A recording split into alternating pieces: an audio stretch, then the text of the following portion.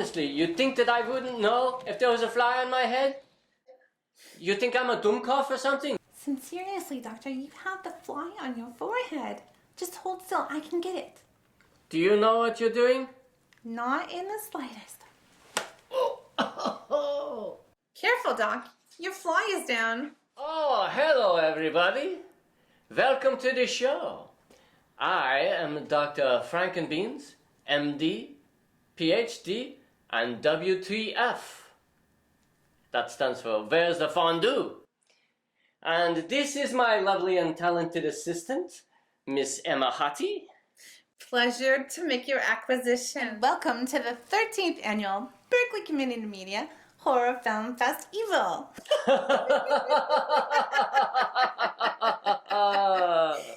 We have a lot of spooky shots for you tonight. Speaking of spooky shorts, I'd appreciate it if you didn't hang your undies in the bathroom. My bad.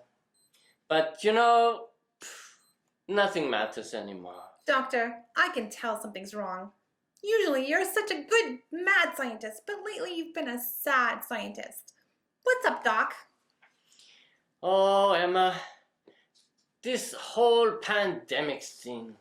You know, I used to get so excited when people died. But now it's all too much. You know how I used to drive around the city in my pretend ambulance? The meat wagon! Yeah, the meat wagon. I would drive around looking for traffic accidents, and then I would load up the victims in the back and I'd drive them here to my lab and I'd harvest their organs and perform strange experiments on them. Good times. Ain't we lucky we got 'em? Now, you know, there are refrigerated trucks outside of all the hospitals, just chock full of corpses. It's too easy. The meat wagon is useless. I couldn't even tell you the last time that I actually robbed a grave. I know what you mean. This COVID-19 is scary business, Doc. It's like the worst monster movie ever. And the monster's so small, you can't even see it. I know. It wouldn't make a good movie at all. Now, I'm sure that the folks at home, they don't want to hear us complaining about our troubles. They want to watch some scary freaking movies. Yeah, Doctor. Let's give them some what they want.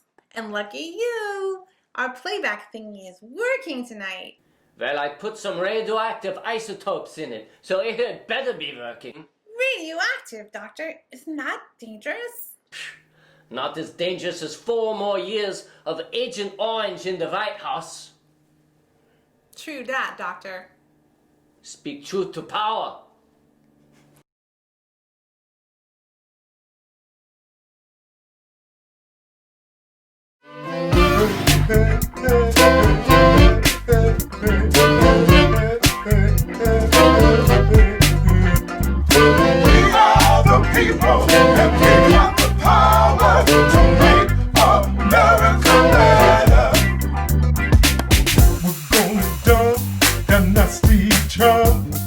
Cut him out, remove him like a cancerous lung.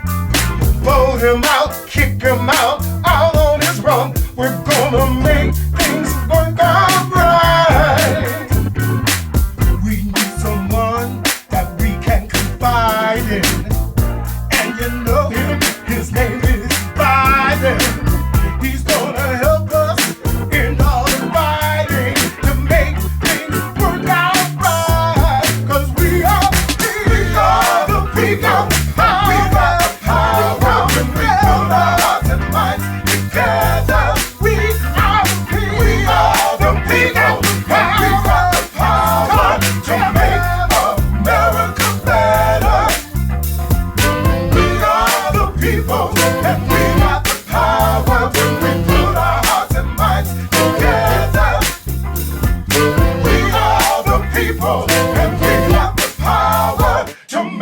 America better, yeah.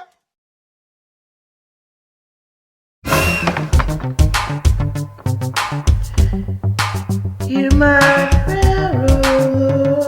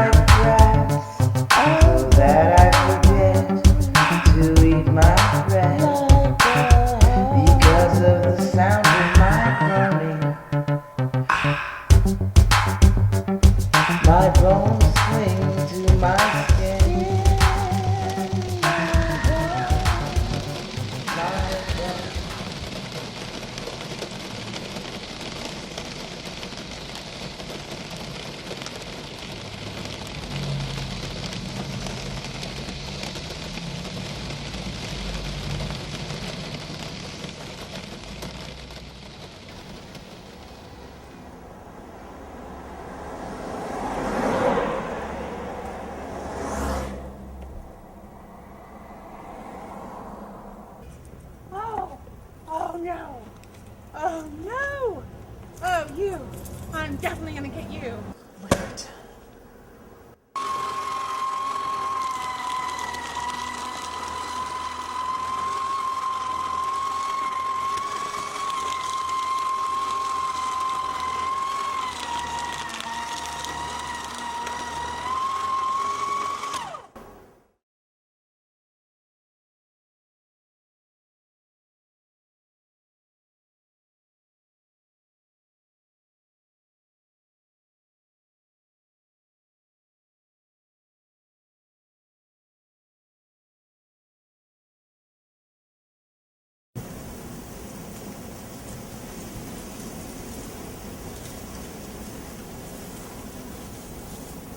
Oh no!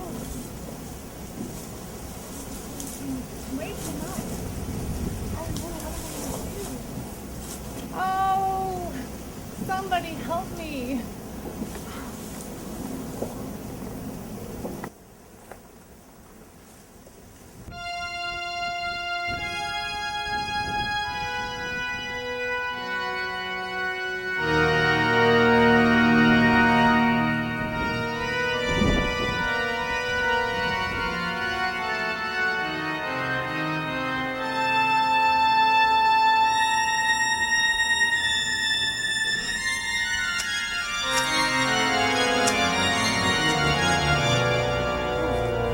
Hey!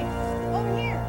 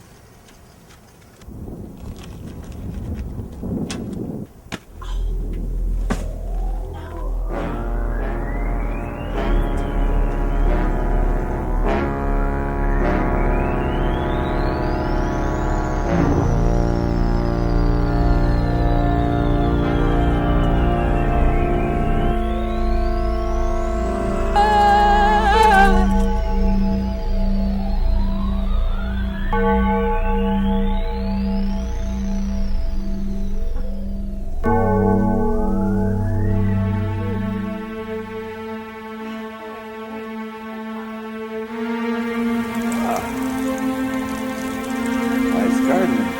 Have you seen this guy? He's he's one of those talking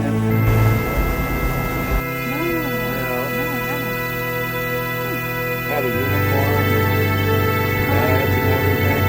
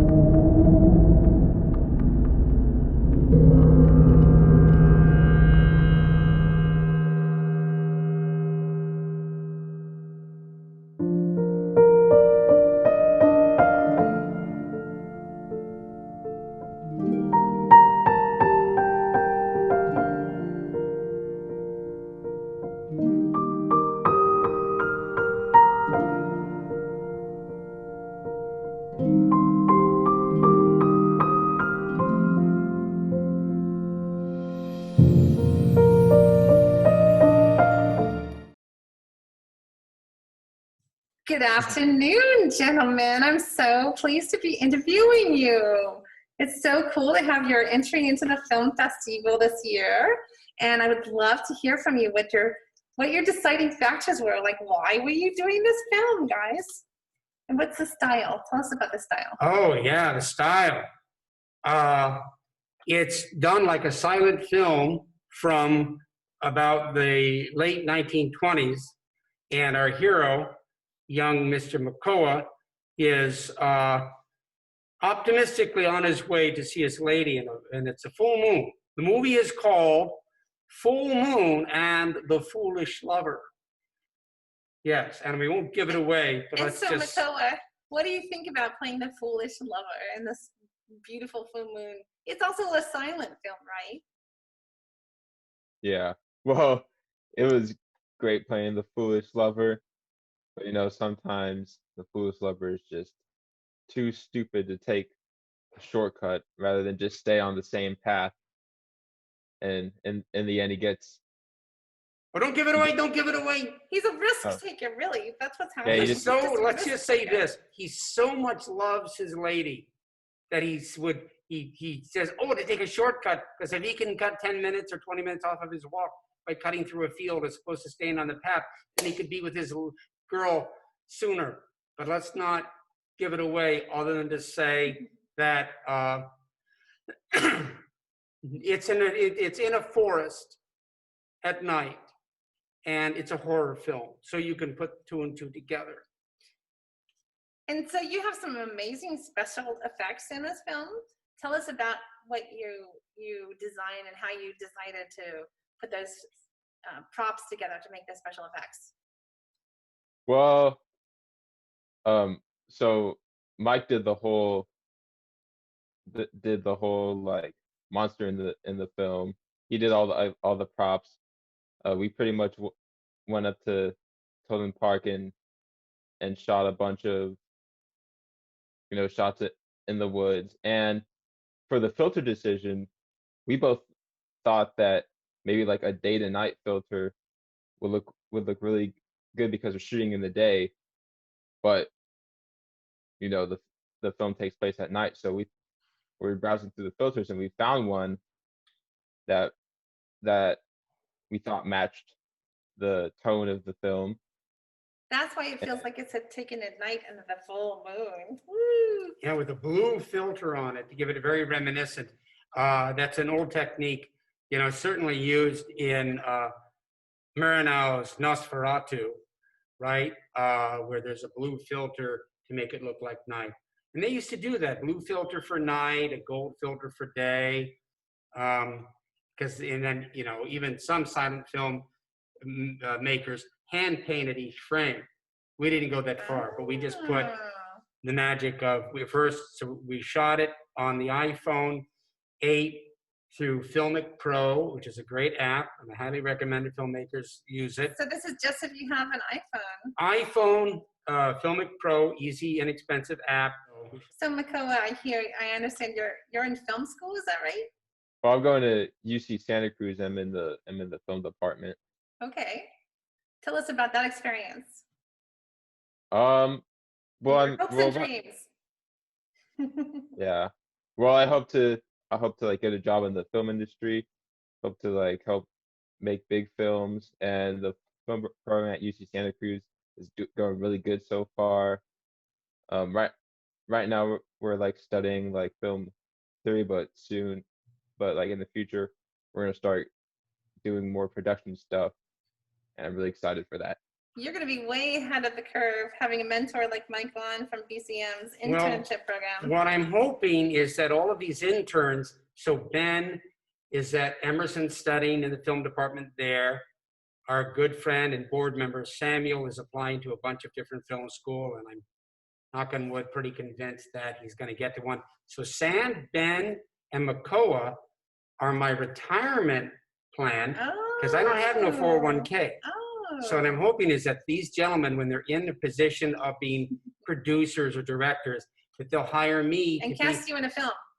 Oh, well, No, see, you're more ambitious than me. I was hoping that I would maybe get a broom, or I'd get to help run craft services, or I would be you know, maybe the old grandfather in this scene or something, or I'd come help shuffle papers around your office or something. What do you think, Mikoa?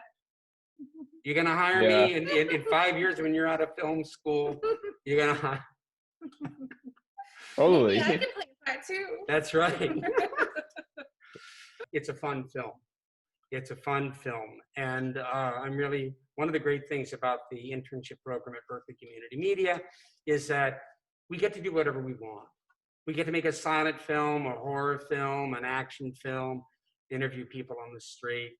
And Mikoa has been a great intern. And the great thing about having him be at the blessing of COVID is that he isn't out in Santa Cruz being totally distracted by the beach and the girls and the parties. He gets to hang out with us a little bit. Poor now. Mikoa. I know, but maybe we'll lose him to the parties in the spring, and maybe we'll only see him once a month. Hopefully more. That's all a part of the college education. He and I have written a really great short film together called Spirit of the Sun, and our intention is to shoot it next June. And I'm going to be spending the next couple of months or so trying to raise funds for it. We're trying to get people to give us locations so that we can make the film for a song next June. That sounds exciting, I guys. think so. It's an exciting story. It's a family drama with a supernatural premise, more than a supernatural film that involves a family. So we have something to look forward to from you two co-producers and co-creators. And I'm so excited to know you. I know you were a big part of our last year's film festival. Yes. And that was like the beginning of your internship, wasn't it? You just kind of jumped right in. I think that was your yeah. first day when you came and Yeah. helped decorated, wasn't it? I think I came like a week earlier, but like I It's came like in a week October. before. I had my leopard head style on then. Right. And Yeah. now look at the hairdo she's got now. I feel And so. you thought all the barber shops were closed. Look what happened. Any last words from you, Mikoa? Thank you so much for being here. It's an honor to have your film. Anything else you want to say to inspire other filmmakers? I'm just glad to be here, and for all you aspiring filmmakers out there, you know, if you want to like get a job in film, then just go for it. Don't let anything limit you from doing what you want to do. Amen. Pursue your dreams. Yeah. Maybe, That's the maybe spirit. look for a mentor. Yeah, or come be an intern at Berkeley Community Oh yeah. Media. Come to BCM. That's right.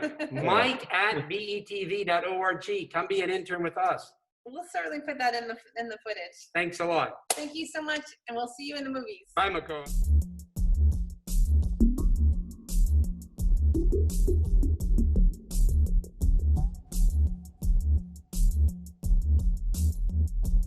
Subscribe to me and follow me here on YouTube. I'm Charlie McCormick, and my page is all about debunking haunted houses and proving ghosts are not real.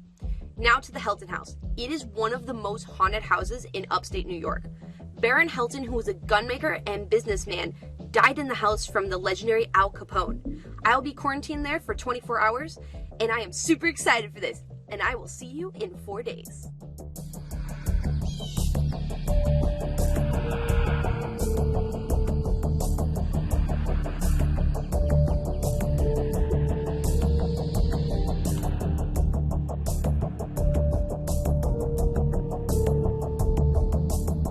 Do I have to stay too? Yeah, you do. You are my camera guy. Look, you already signed off on it, and you're the 5th camera guy I've had this month. What happened to the others? I'm done. It's not worth $800 for this. Ethan, it was $800 for the Winchester house. We are getting $5,000 for this one. And besides, I didn't kill anyone. Except for one, which was an accident. It wasn't my fault. TMZ made it look like I killed him. Man, if only Michael was looking where he was walking, he wouldn't have a sprained ankle. Get it together. Are we rolling? Yeah. We're recording. I'm getting scared. I think it's Joan. Stop your complaining. It is not Joan. It is the pipes. Alright. This is Shadowhunters. and I'm here at the Helton House at upstate New York. Now, this house is rumored to be haunted by Mr. Helton's wife, Joan. But I believe it is the pipes of the house. So, let's go find the truth.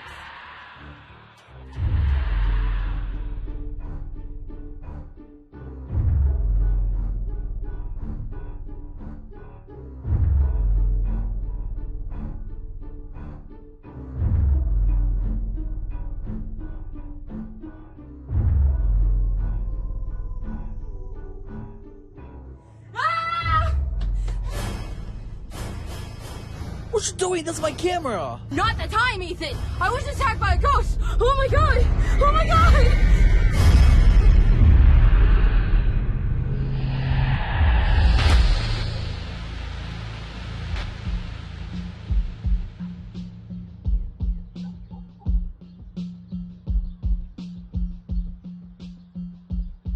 I am back from the Helton House, and it has been 1 week. This house has its issues from failed infrastructure and poor lighting. And while the house is rumored to be haunted, this is purely just another hoax created by public opinion. That's not what you said a week ago. I actually have the footage of it right here. I was attacked by a ghost! Oh my god! Oh my god! I want you to say it. Ghosts are real. Say it. Fine. Ghosts are real. Are you happy? Now turn the camera off. We need to talk about this little brother.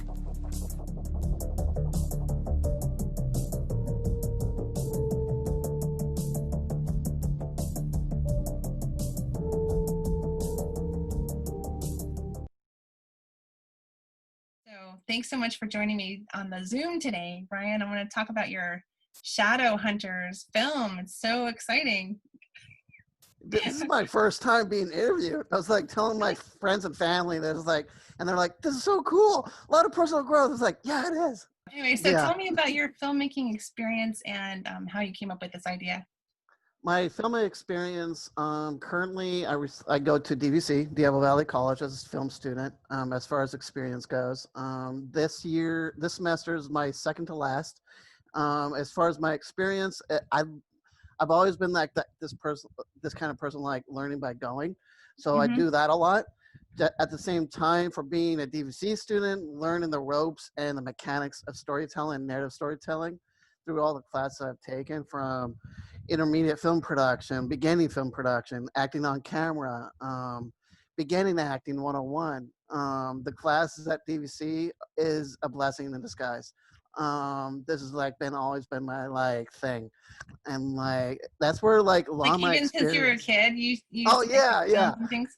As far as like making films, not so much, but like I run a YouTube page called Be on the Reel. It's all about short films and family trailers.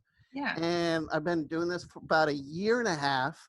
And like before that, I've always done like movie reviews. And I never like branched out, like create short films. Mhm. And I guess I got that film bug. And like I've been enjoying it for 1.5 years on top of my change from film reviews to making short films, and it all cumbersome together. It's been like 8 years, and Oh, okay. making short films has been like 1.5 years for me, Okay. and I'm enjoying it.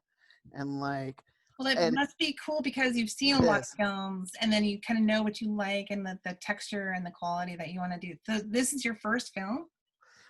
in terms of like first short film, no. Okay. But Shadowhunters that I submit was also a short film of mine. At the same time, was a class assignment of mine when I was doing intermediate film production last semester. Okay. And like I worked on that film, and like thinking, what can I create with a story for a class production class? So like Shadowhunters like came about. So it's kind of like I kind of like grew up with Scooby-Doo, and like I thought about like switching it in a way where it's like really different, carrying very modern at the same time, or this person's more about like debunking haunted houses than going after haunted houses and like investigating, being a sleuth.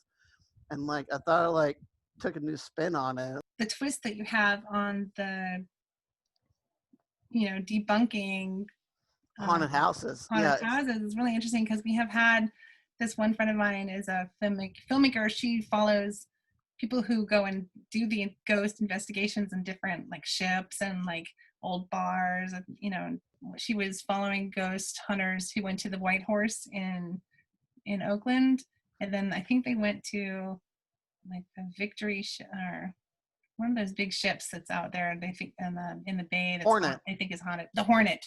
It The took Hornet. me a second too. I was like, what? Yeah. Maybe tell me a little bit about your filming technique, and because there's some really interesting. Was it things that you did in after the post-production phase, or you did some techniques with the camera? Tell us about that. My technique for this film was about like truth, like, and the character's truth too. When it comes to my filming technique, I always look at it like, what kind of story I want to tell. Mm-hmm. Then I go from there to like to my technique. Like for this story here, I want to like show truth onto like two sides of the story of like ghosts. There's always going to be like, for this technique, I want to look at like the truth behind, like people say like, oh, ghosts are real. No, they're not real. It's all about perception. It's all about belief. And like, I wanted to like add that style in my narrative story, or it shows like one person's like, hey, my name's Gwen, and I'm like debunking haunted houses. I don't believe them or anything. Then we see like this other guy, this cameraman is like totally like believe in ghosts and everything. And like, I just wanted like that truth, that and technicality of the storytelling within it. That's my way of like looking at my short films. And like for this one particularly, to answer that question, I always look at my film technique of like how I'm going to tell the story. That's been like my style. Nice. I hope I answered that. Yeah, no, I think that it's relevant to today's world where we're really not sure what is truth and what's not truth. Yeah. And that's all, you're totally right about, you know, as a narrative that we need to pay attention to the fact that different people have different perceptions and different beliefs. They're going to focus their truth. Yeah, and their perspective on it. Mm-hmm. Was like, what's truth to me? What's truth to you? Your truth could be different from my truth, but there can be similarities to that. I mean, we both watched Scooby-Doo as kids, but... Oh, yeah. Exactly. Who hasn't, you know? I don't know.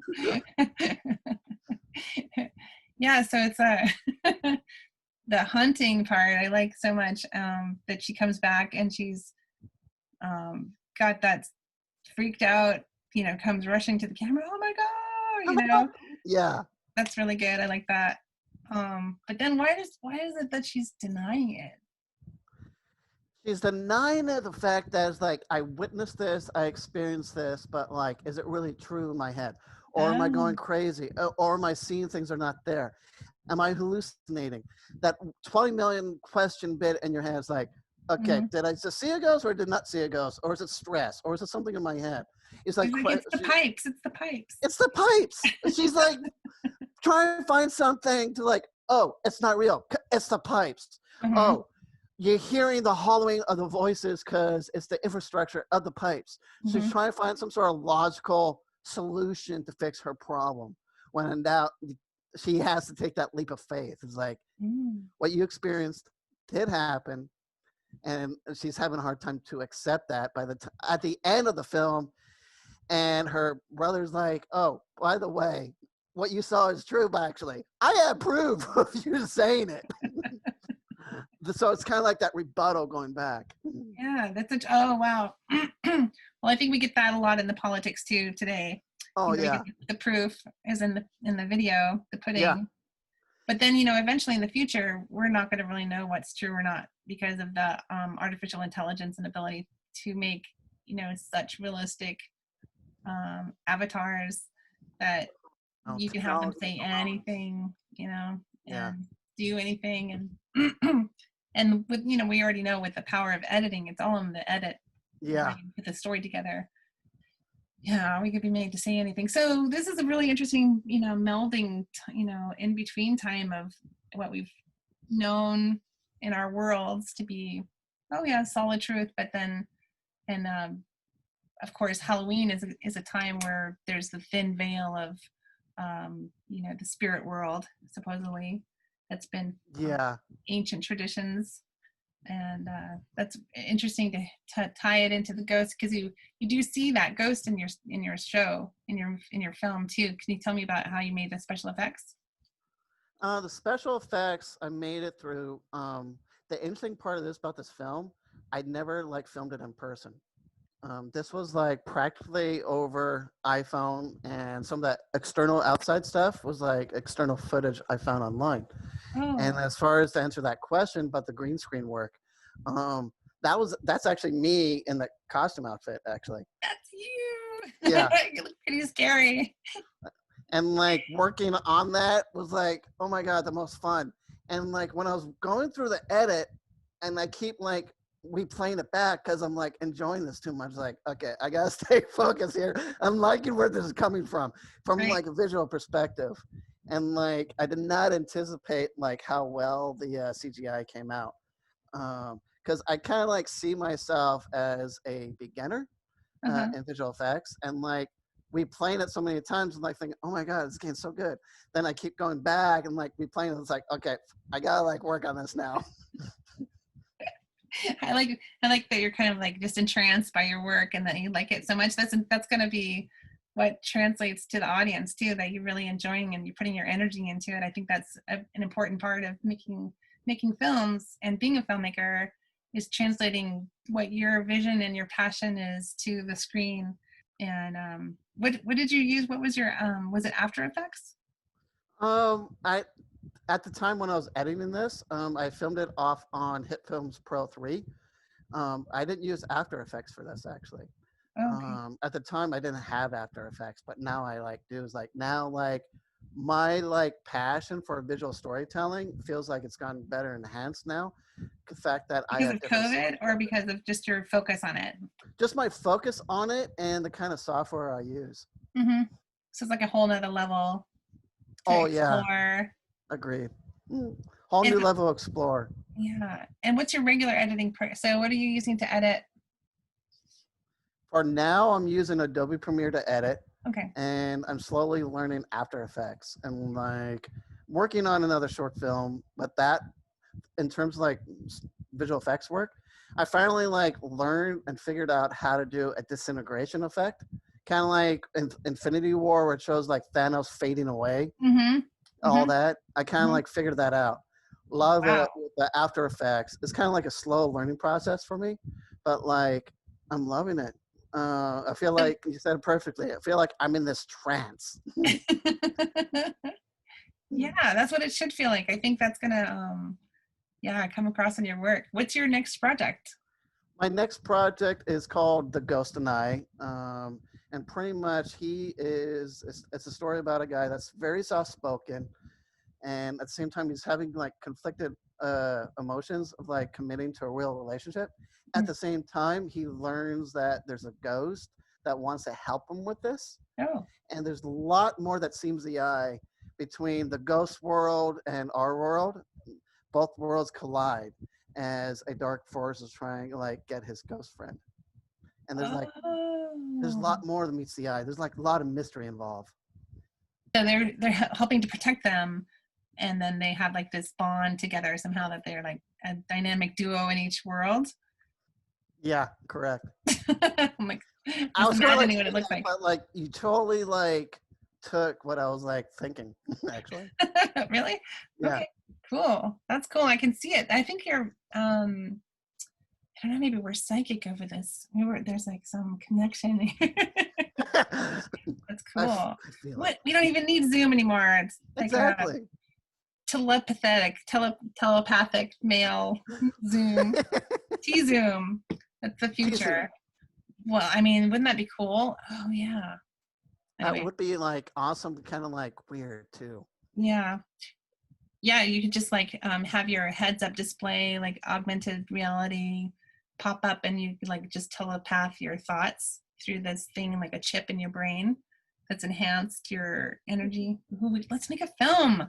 Oh my God. It sounds like Johnny Mnemonic, but a different take. Yeah. Oh yeah, you said that you barely had any contact with this actor, so it was all done through iPhone. Equipment wise, everything I did was like here in my home actually. Mm-hmm. And when I did the filming, I filmed it over Zoom. It was very light on equipment. A lot of it was like, hey Gwen, walk this direction. I want you to act like being scared after a ghost is attacking you. It was like little notation, little bit of direction here and there. And she was kind of like my DP. And like it was the most fun experience. And this was like on a weekend. I had my voice actor on Zoom as well. Like, I'm really surprised how, I shouldn't say surprised, but like how well it like came together. Because like I said, a lot of it, this was like over iPhone and through Zoom. Haven't like met my actress in person before. And like if anyone needs any actors or actresses or whoever for your film, email me and I'll help you out. Oh, great. And I can put your email at the bottom, like right here. We'll just put it right at the bottom. Huh? I'll edit it into the. Oh, yeah. Okay. Yeah. And like I met her on Zoom and everything. Cool lady and everything. And like the voiceover guy, the cameraman, I knew him through like past film projects I've worked on before. So I'm very like, know like the ins and outs, like where to go and like search for people. If I get like stumped like on this class project, she helped me out on finding my lead actress. I think that's which was important. really cool. Yeah, you have like a relationship with people that have resources, and you have like relationship building from your classes that you've been in, and you get to know those people really well. Can kind of form like automatic people you can think of to make your next move. How far along are you in the program, and what's your plan after? Answer that question, what comes next afterwards? Mm-hmm. I do not know, but I do know one thing. Find some sort of cool job with my certification. Have you also been part of the film club at DVC? I've been with film club with DVC for about like, oh my God. I can't remember how long. I've been part of film club before film club was film club. What? Like, yeah, that long. So if I had to think about it, it was like maybe like 5 years, 4 or 5 years, something like that. Like pretty much the whole time you've been at DVC. Yeah. Cool. So you know Tony Alfaro and Mike Malazzo. Oh yeah. All those guys. I'm surprised. All those guys. So you haven't been to our film festivals in person before? No, it's always like timing with me. There's like something always like going on or something that's scheduled, and like I'm trying to like make time for stuff like that. I think I just want to end with maybe an inspiring words for you to share with people who are wanting to be in film production. Some aspect of it that you might not have thought about before you got into the industry, but from your experience. Go after your passion. If you're thinking you want to make a short film, act on it. With me, it's all about, you said it perfectly, Melanie, passion and like creativity. That's like my driving force. Like if I kind of like stump on the short film, whatever it might be, it's like, how do I put this together? Because there's a lot of like hard ways to do that now. It's like, then I'm like, I gotta like switch my brain. It's like, I can do this. Mm-hmm. It's like, I think I can, but like, I believe I can, because I know I can. It's like mindfulness.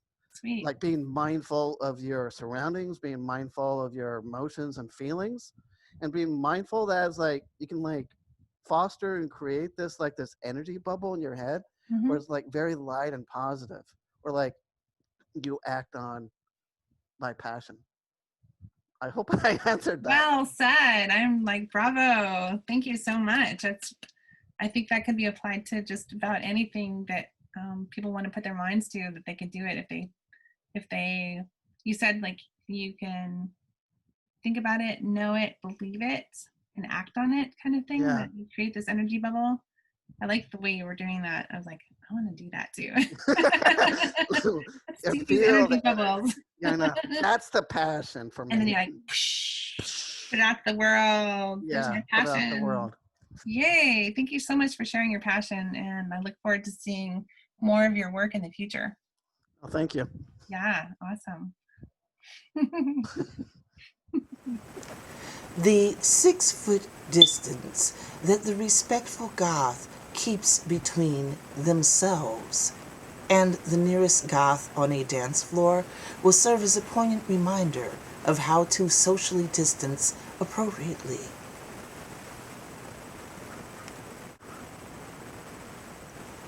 Rather than thinking of this as being shut in by a government order, think of it as living your best cat lady life. I have spent the last 2 weeks as a shut-in gothic cat lady, and everything is perfect and beautiful.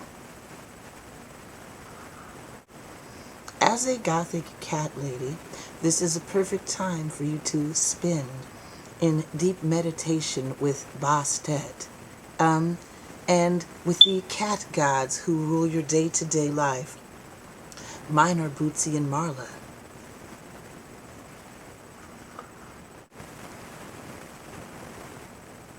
In addition to having more time to practice mindfulness and meditation in the privacy of your own home, you have extra time to spend with the voices in your head without the disturbing interference of outside humans speaking to you. If other people refuse to respect your need for social distance, use a shopping cart to force the subject, preferably with several cat litter and cat food bags. I am disturbed by the toilet paper hoarding. Why? Aren't people going after the important things? Dry cat food, wet cat food, clumping litter for multiple cat owners.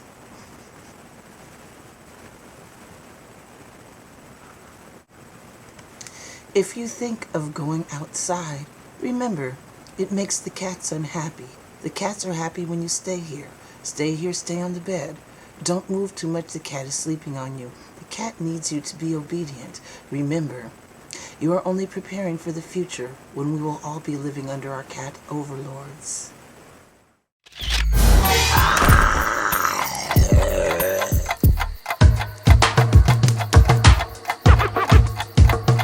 I am stretched on your grave and will I live forever.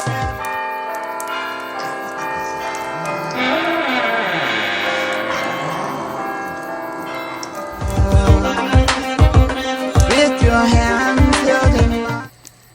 Since I have been dead, I have hungered for your brains. Words escape me.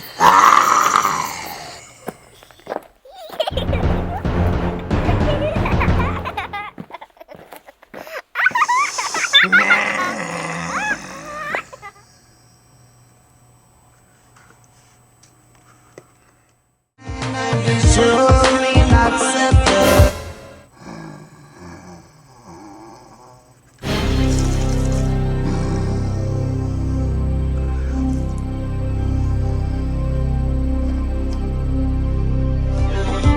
My apple tree, my brightness. Just time we were together. For our smell of the earth and the stain by the weather.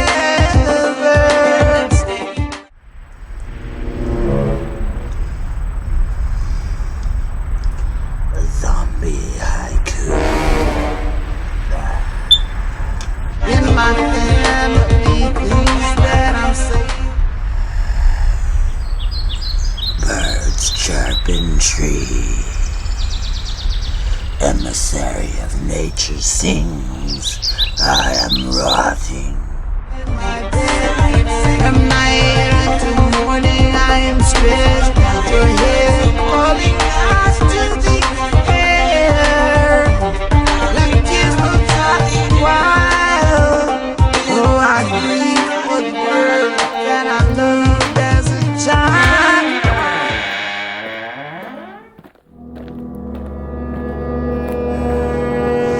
Toothache is gone now.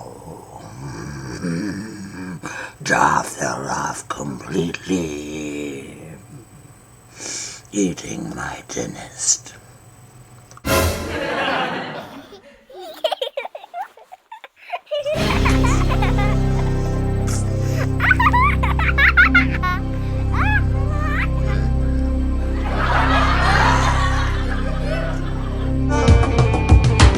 Please stand the fires, behold me in prayer, because I still love you. I love when you're dead. No brains make angry. Humans are dead now, hungry.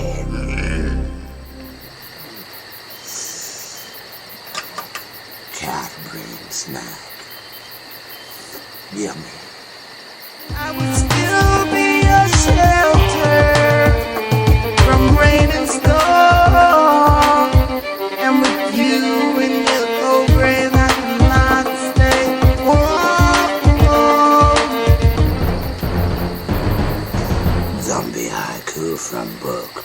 Things that go bump in my head. I have been writing books for a while. Sumiko sauce in his name. Nikita, il faut oublier, tu peux s'oublier, qui s'enfuit déjà, oublier le temps, des malentendus et tant perdu.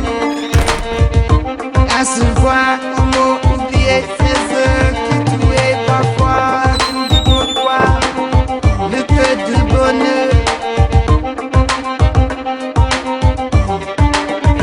On a vu souvent. Happy Valentine's Day. A dodo. Roses are dead. Your eyes are red. Happy Valentine's Day. Happy Valentine's Day. Joyeux la fleur.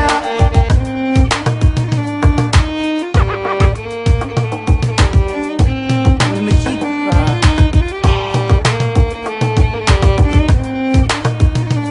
I am stretched on your grave and will lie there forever. With your hands held in mine, I'd be sure we'd not separate. My apple tree, my brightness.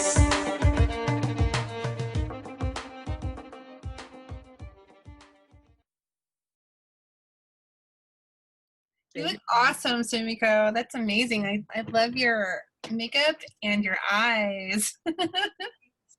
Fantastic. Spooky eyes. Spooky eyes. I wear them from time to time. I probably wear them more than a tiny little bit because I'm a goth. So sometimes I wear them just because I'm out at the clubs looking spooky. And sometimes I just wear one and wear one.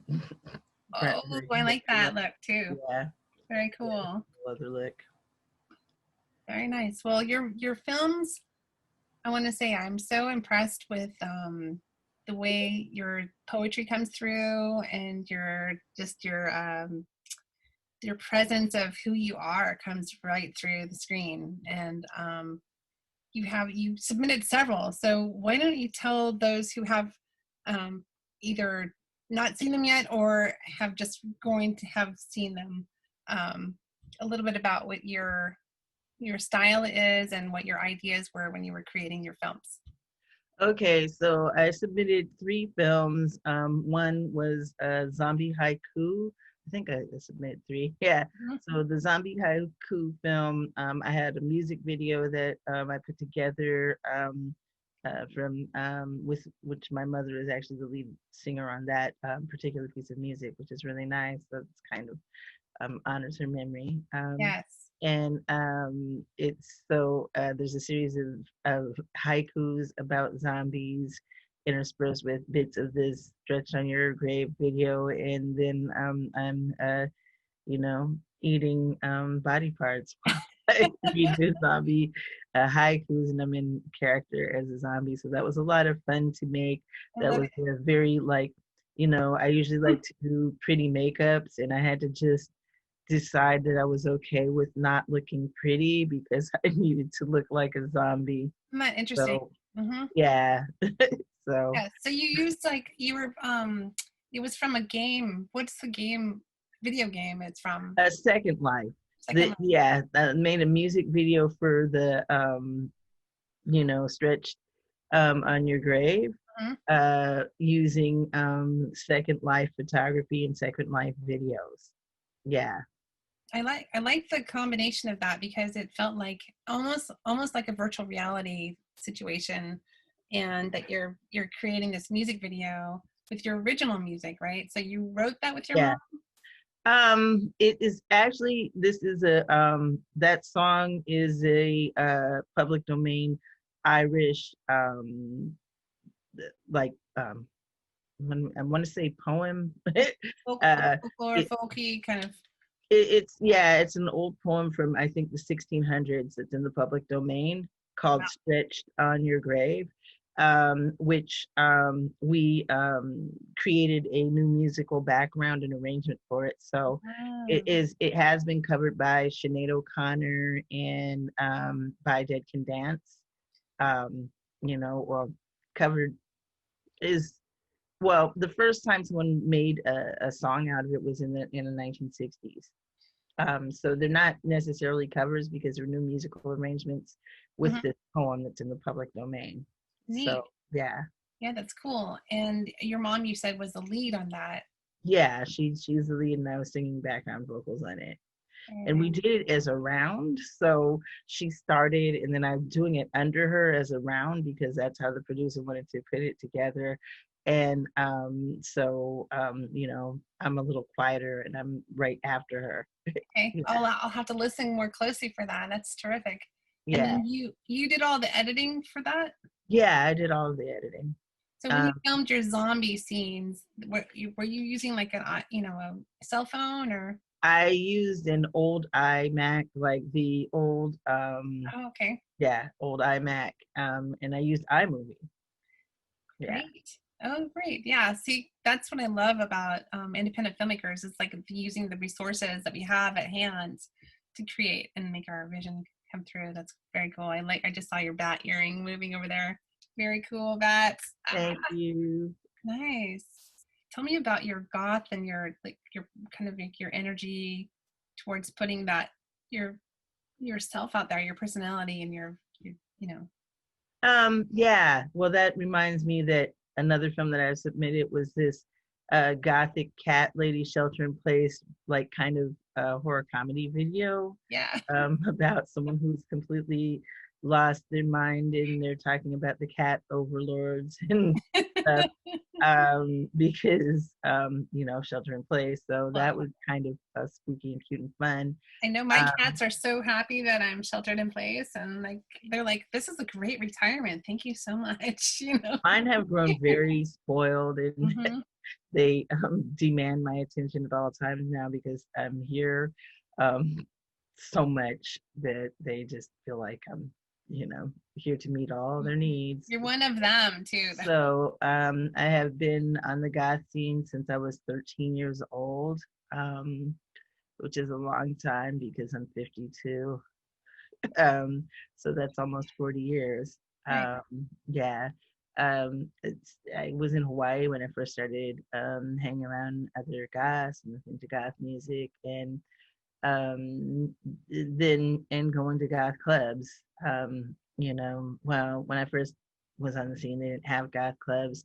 They had punk clubs. So, if you're familiar with the punk scene, you know that they have all age punk rock venues with bands and stuff.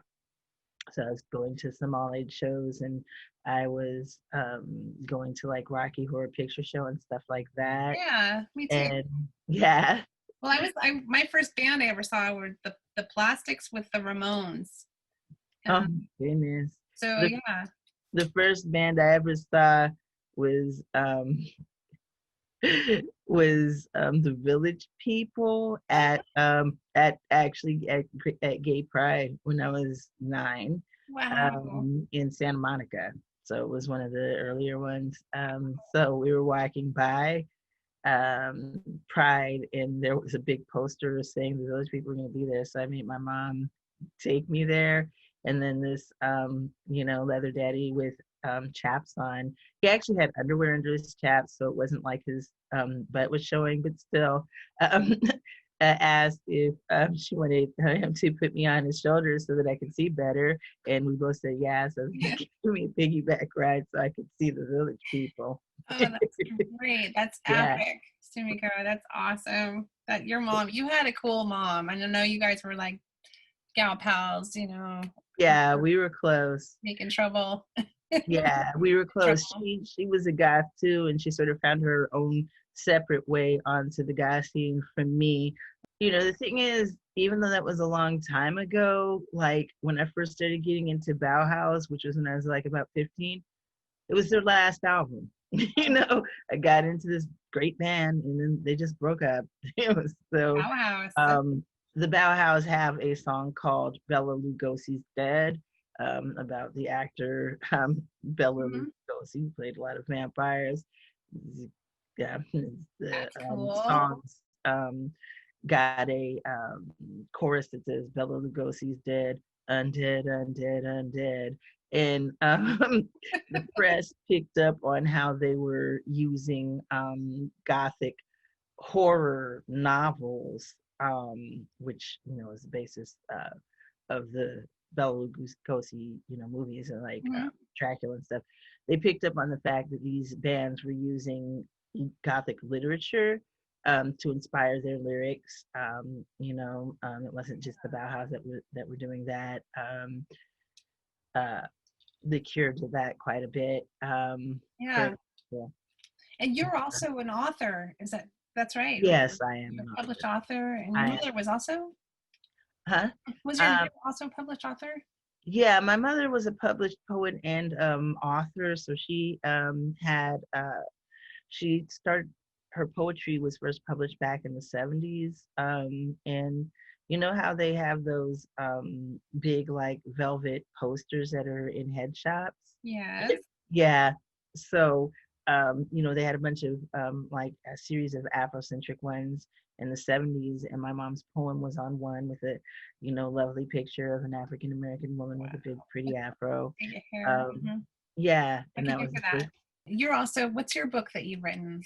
Tell me about that. I have way more than one book. More than one. Okay. Way more than one. So I have 6 novels that are out. I'm working on a 7th one now. Actually, I have 2 different unfinished work in progress novels, and a whole bunch of short stories, some of which have won awards that are in various and sundry anthologies. So there are, I probably have about, 30 or 40 short stories that are out there. So there's a whole bunch of those. Since you are such a, well-published author and filmmaker, what would your advice be to be other filmmakers who might not feel like they have enough, whatever it is, and that they, how to get started for them? The thing is that a lot of artists in various parts of the creative and performing arts have something called pretender syndrome, which is where you just feel like you don't deserve it, you're not good enough, nothing you do is really good enough. And you just have to try to really understand that it's not just you that has these feelings. This is very, very common, and other artists experience the same thing, including very likely some artists that you're huge fans of have this thing called pretender syndrome that makes them feel not worthy.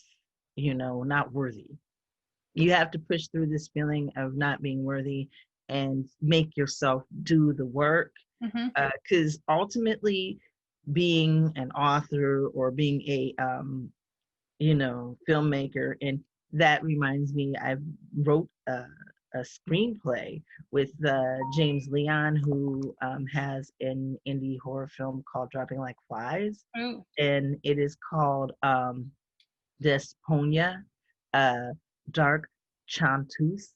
And it is about an African American vampire named Desponia. And yeah, that's quite a name. yeah, and Yeah. so he's been sending it around and is getting all these awards because he's sending it around. Okay, that's because he's someone who believes in his work and is sending it around. Okay, yeah, and he's collaborated on it, right? So you have to do the work. You have to be willing to do what James is doing, which is just actually send it around places. When I saw this, I was like, oh, I should send these in here. So I did it. You really have to make yourself do the work, because it's like anything else. If you don't actually put yourself out there, you're never going to do it. It's like applying for a job. If you never apply for it, you're just definitely not going to get it because you didn't apply. So you got to just, try to do it. And you have to be willing to put work out there that's not perfect. Like I said, I didn't write my first novel until I was 42, and that is because I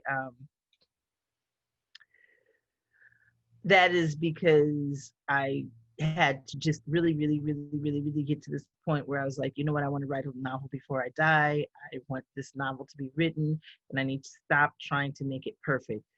I think it's just really inspiring that you didn't start even writing out what your dream was until you were 42. So that's just 10 years, and I think that's pretty cool. Yeah, I'm really glad that I did it. When I was a teenager, I wanted to be a writer and I wanted to be an artist, and those were my dreams. But I started out and I did a lot of creative things in my late teens, but when I got to be about 20, I kind of just did what a lot of people do, which is look for a practical career. And I started doing computer repair and networking because it made good money. And I actually got a job writing for a newspaper and doing desktop publishing there. And I was living my dream, but it only paid $7.50 an hour, and the other job paid $17.50 an hour. And back when you were 20, oh my goodness, that was like 1989. It was a long time ago. But yeah, $17 an hour was a lot of money in 1989. I was like, I was really impressed. Yeah, so that's what happened. so good to get to talk to you, and I know that our viewers are going to be super inspired and to just be themselves, their authentic selves, and not to hold back on getting started and doing what they think of in their imagination of doing. I think it's really, really, really, really important to try to give yourself a break and to not be too stuck on perfectionism, because you'll never get it done. It'll never be good enough. And when you put it out in the world, you get criticism, and I hate criticism so much. Really, really, really, really hate criticism. And I had to really just get past feeling like I hated criticism so much that I didn't want my work out there, and put it out there and let people criticize it and try to just deal with it. It actually reminds me it makes me feel like the more that we can take that criticism and turn it around, if it's harsh, or hopefully if it's constructive criticism, then it actually can make you a better artist and a better mentor for other people too, because then what harsh criticism sounds like, and you can be more gentle and constructive for other people if you're in that art community of people, which it sounds like you are too. Yeah, I agree with that. I think that's true. And I'm glad to know that you're writing and you're continuing to keep craft your craft, you know? Yeah, there's been a lot of opportunity, more than I expected. Actually, during shelter in place, I have a job as the host of the erotic storytelling hour. So I got hired by the leather and the leather cultural district in San Francisco to host this Congratulations. thing, That's that a niche comes on twice a month. market. That's a Yeah, job. yeah, yeah. People come and they read their erotica. So, And you're like the host, moderator? yeah, I'm the host, so I introduce the people and I help to find people that want to read and stuff like that. So I help promote it. I help find people that want to read, and then I So if somebody wanted to contact you to get some of their work read or read on Zoom, how would they do that? If you go to sfleatherdistrict.org, you'll see the erotic storytelling hour right there. And it gives you the information on how to register as a reader. So it's for people that are part of the San Francisco Bay Area leather community. Cool. Well, I really appreciate your personality and like sharing who you are and like your gifts and your filmmaking is pretty cool. It's pretty authentic. So share with me all of your links and then I'll put them up. I'll put them up when I do the editing of this little Zoom piece. And Thank you. so people can reach out to you and say, hey, I really like this and I wanted more of that. And how did you do that? You know, more personal questions. So it's nice to see you again. And we're making it on our own without our mamas, but we're doing it. Yeah, no, it's rough. A bunch of my friends have gone through it. I guess it's just that phase of life, but we're still here. We're still here. We're still here. Yeah. Awesome.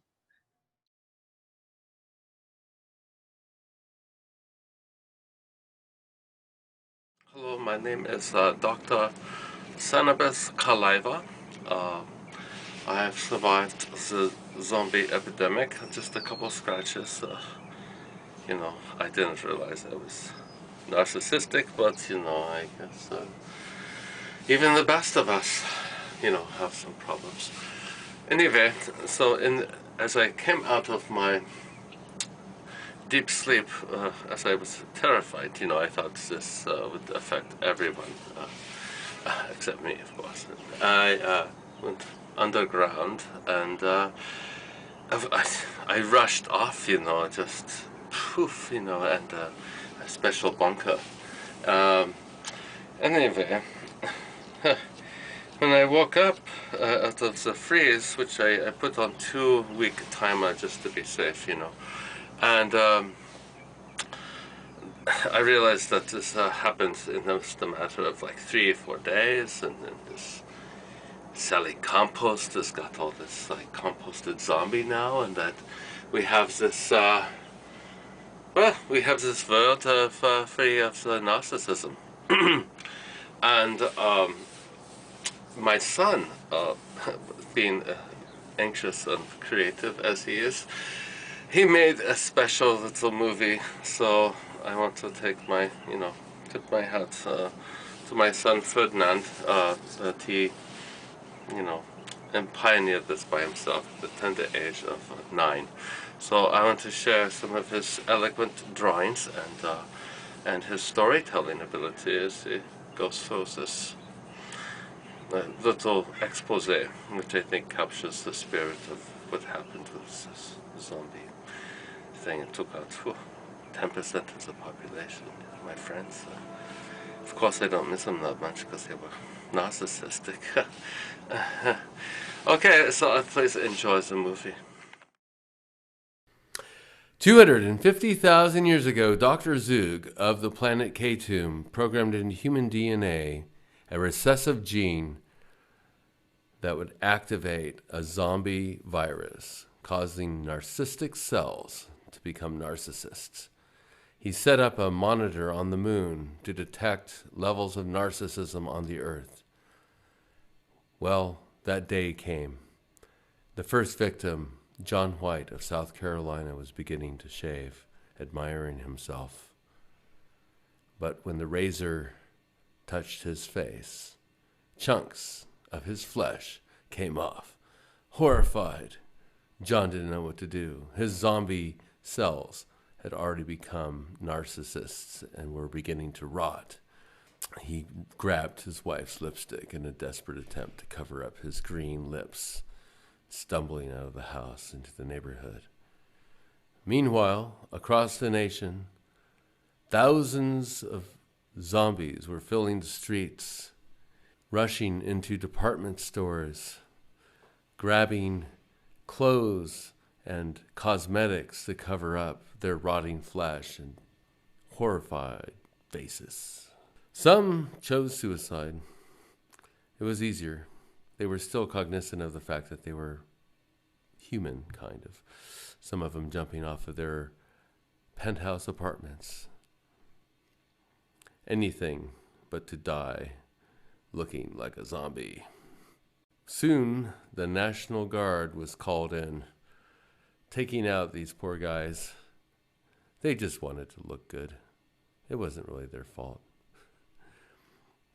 Meanwhile, down in Florida, a bar was celebrating Trump's victory, was soon heavily disappointed when their candidate and president-elect turned into a pile of zombie compost. Fortunately, Miss Sally Compost, scientist and genetic engineer, was nearby. She grabbed the sample and brought it back to her special laboratory. She found out the compost had an adaptogen that made plants adapt to all kinds of different climate conditions. She contacted her dad. He believed every word she said and had a ceasefire called immediately to prevent the zombies from being senselessly shot. Dad, they could be turned into compost. A ceasefire was called off on the zombies, and the nation was alerted not to kill the zombies because they were going to be used for something much, much better.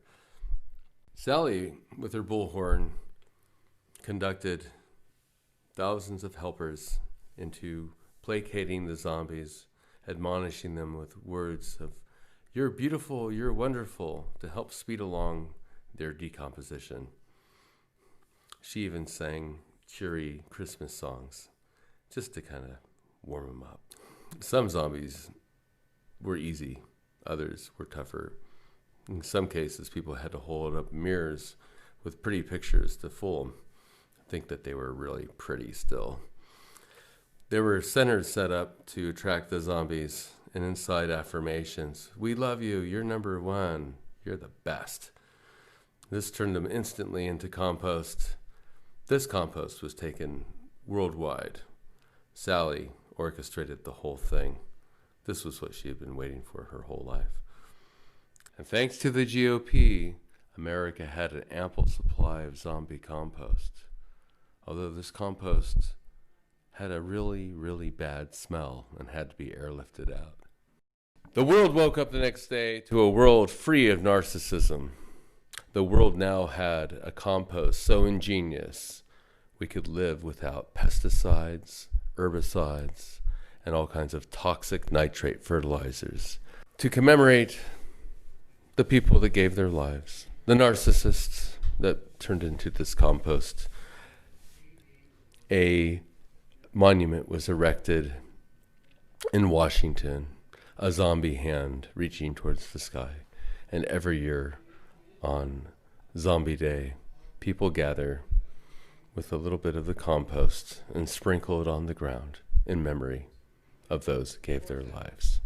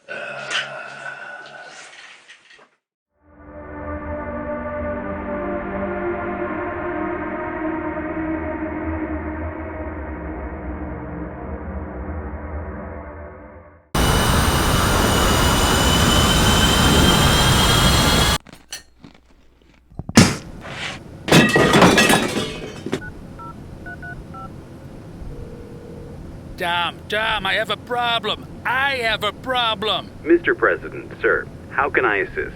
I asked for my steaks, and I don't have them. I need this fixed right away. Mr. President, sir, we sent you steaks with your meal. Sir. I have steaks, but they're not my steaks. Mr. President, sir, this is Secret Service, not the kitchen.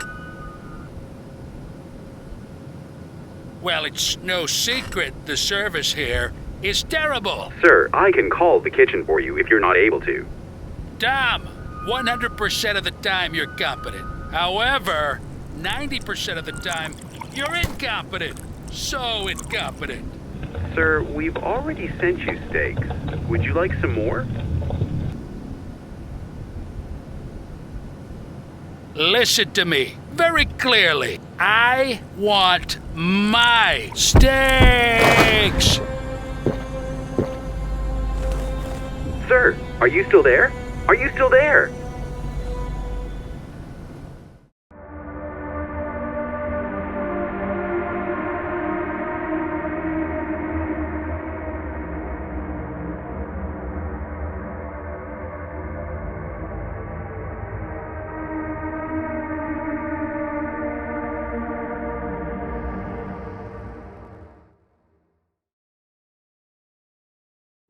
Hello and welcome, Philip Lewis, to the 13th Annual Horror Film Festival. Hey, how's it going? Good. I am so happy to talk with you, and I wanted to give our audience the chance to catch up to where I know you as the intern that joined us for the, it was like over 10 years ago now, because we we just had our 10th anniversary of the 48-hour filmmaker challenge, and you made the poster flyer for that film event, which is our very first inaugural. So you've been doing films and interested in filmmaking, at least as far as I know, at least that long. And maybe you can tell us a little bit about like your background and desire to make films. Oh, well, I mean, it started off really just, I went to school originally for car design, automotive design. Oh, okay. And somehow I, started watching a lot of cartoons in college, and then I switched over to animation. Wait, so yeah, that's kind of just because you were watching cartoons in college. That's pretty cool. And then I was wondering, because one of my classes for automotive design, I was like, "Are we going to get to write a story?" And they're like confused, looking at me weird, like, "We don't write stories in these classes." So I kind of switched over to animation after that, because I think, I don't know, like that's where kind of my passion. I mean, I have a passion for both still, but mainly like as of now, like right now I'm focused on film and animation, just because, I mean, especially with what's going on, I think it's a lot easier to like create something at home, because right now it's like, it's kind of impossible. The real world's kind of on hold. So yeah, I think it's a good thing I switched to this, because I can actually create my own world. You have a huge advantage of creating your own world. That's right. That's right. And so you've been going to Berkeley City College for how long? So actually I went to the Academy of Art first of all. And so I got a BFA in character animation. And then I went to City College to take some screenwriting classes, because like I was doing animation, and then I kind of wanted to be a writer as well, because like I didn't want to just, like a lot of people were like, okay, so you get hired from a company, you just animate a character, but then I kind of want to be part of the story process as well. Like I want to be an actual creator. So I took a few classes at Berkeley City, and they have a really good screenwriting program. So I took a few classes there, and then from there I just started writing screenplays, and now we're at the point where you actually get to see some of my work. Yeah, so your writing on this film is, I really like the dynamic you have of the way you've done the animation, telling the story with the images, and then the dialogue, just having the character speaking about what he's interested in, and that there's this other thing happening, that there's this thing looming, and he's like, what's going on? Yeah. It feels really like a callback to some of those older classic films like Aliens, kind of like, oh, this character's in his own world, he's doing his own thing, and he's a little bit out of touch, right? So tell us about tell us about your writing process and the storyline for you.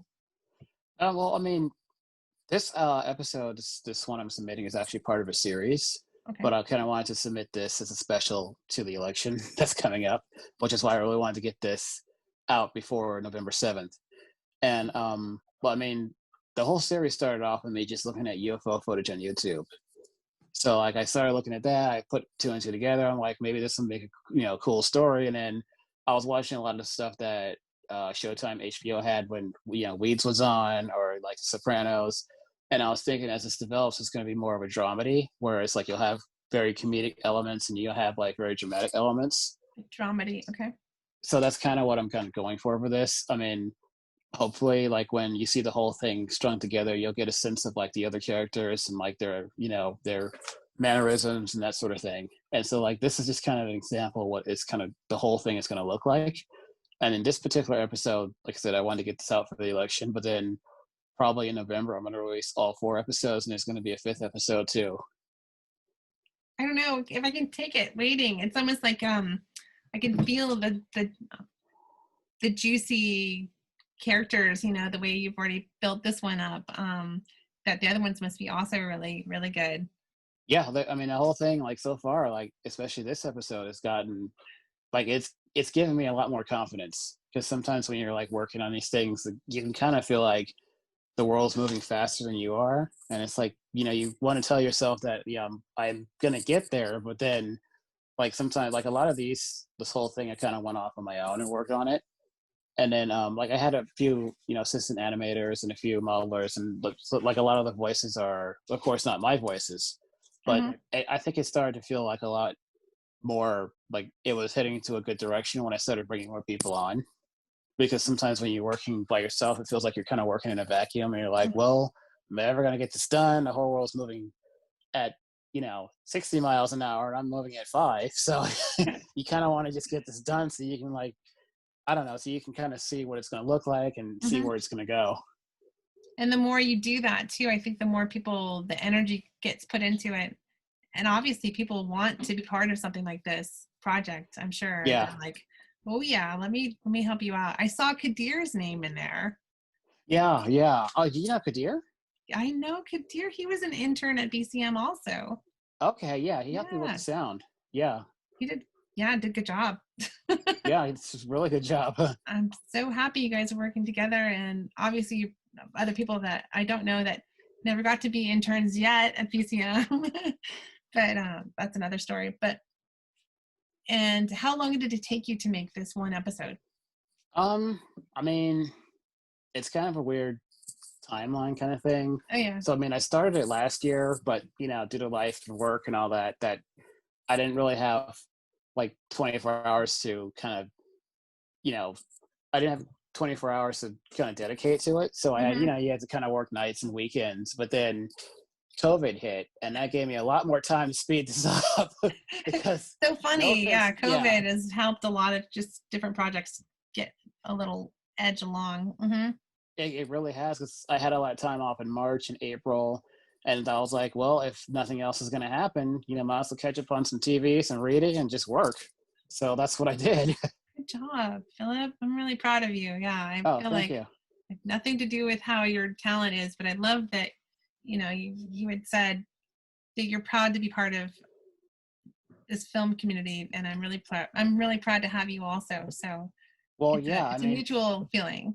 I might have to actually, try to work with you guys a little more, because good. You guys have been really like, you guys have really been here actually still existing with everything that you've gone through, and actually providing a platform for people to actually, indie filmmakers to actually come out and show off their work. So that's really important. Like there's a lot of platforms out there on social media, but there isn't a lot of physical platforms, and I think there needs to be actually more physical ones.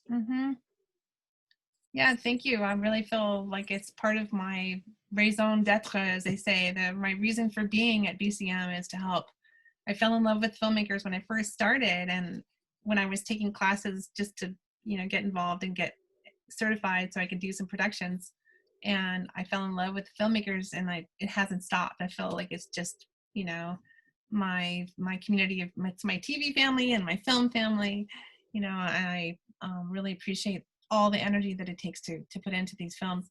And I know that you have a bigger picture also for your series that we kind of talked about a little bit in terms of like virtual reality, because we're working on bringing virtual reality to BCM, and I've been working on some projects. But tell us about your bigger picture for your series. I mean, I don't really want to give too much away, but Okay. the overall picture is that, like, I mean, I guess I could really talk about it because I'm kind of excited about it. So Yeah. it's like, you know, a lot of a few films they do, like I don't know if you remember District 9 when they came out in 2009, like the Alien film District 9 along with Avatar. So District 9 had this whole online interactive game they created just before the film was released. Oh, nice. And what I would like to do is I would like to have like some kind of TikTok, Instagram experience where you can put on like Google Cardboard, and I could shoot this in 360, and then we just basically be flying around the city. It's kind of like, it would be kind of like a first person view in a video game where she'd say something and then it's like, hey, let's take the ship for a test drive, because there's going to be different spaceships in there. And so you would actually be in the cockpit and you would kind of like fly around. Like, You can have different routes, you mean? Do you like have certain routes that you could film in 360? Yeah. And then you just fly around there, and then it's like you would do all this from like your social media platform. That's kind of my idea. I mean, I want to do some test shoots and see how it's going to work.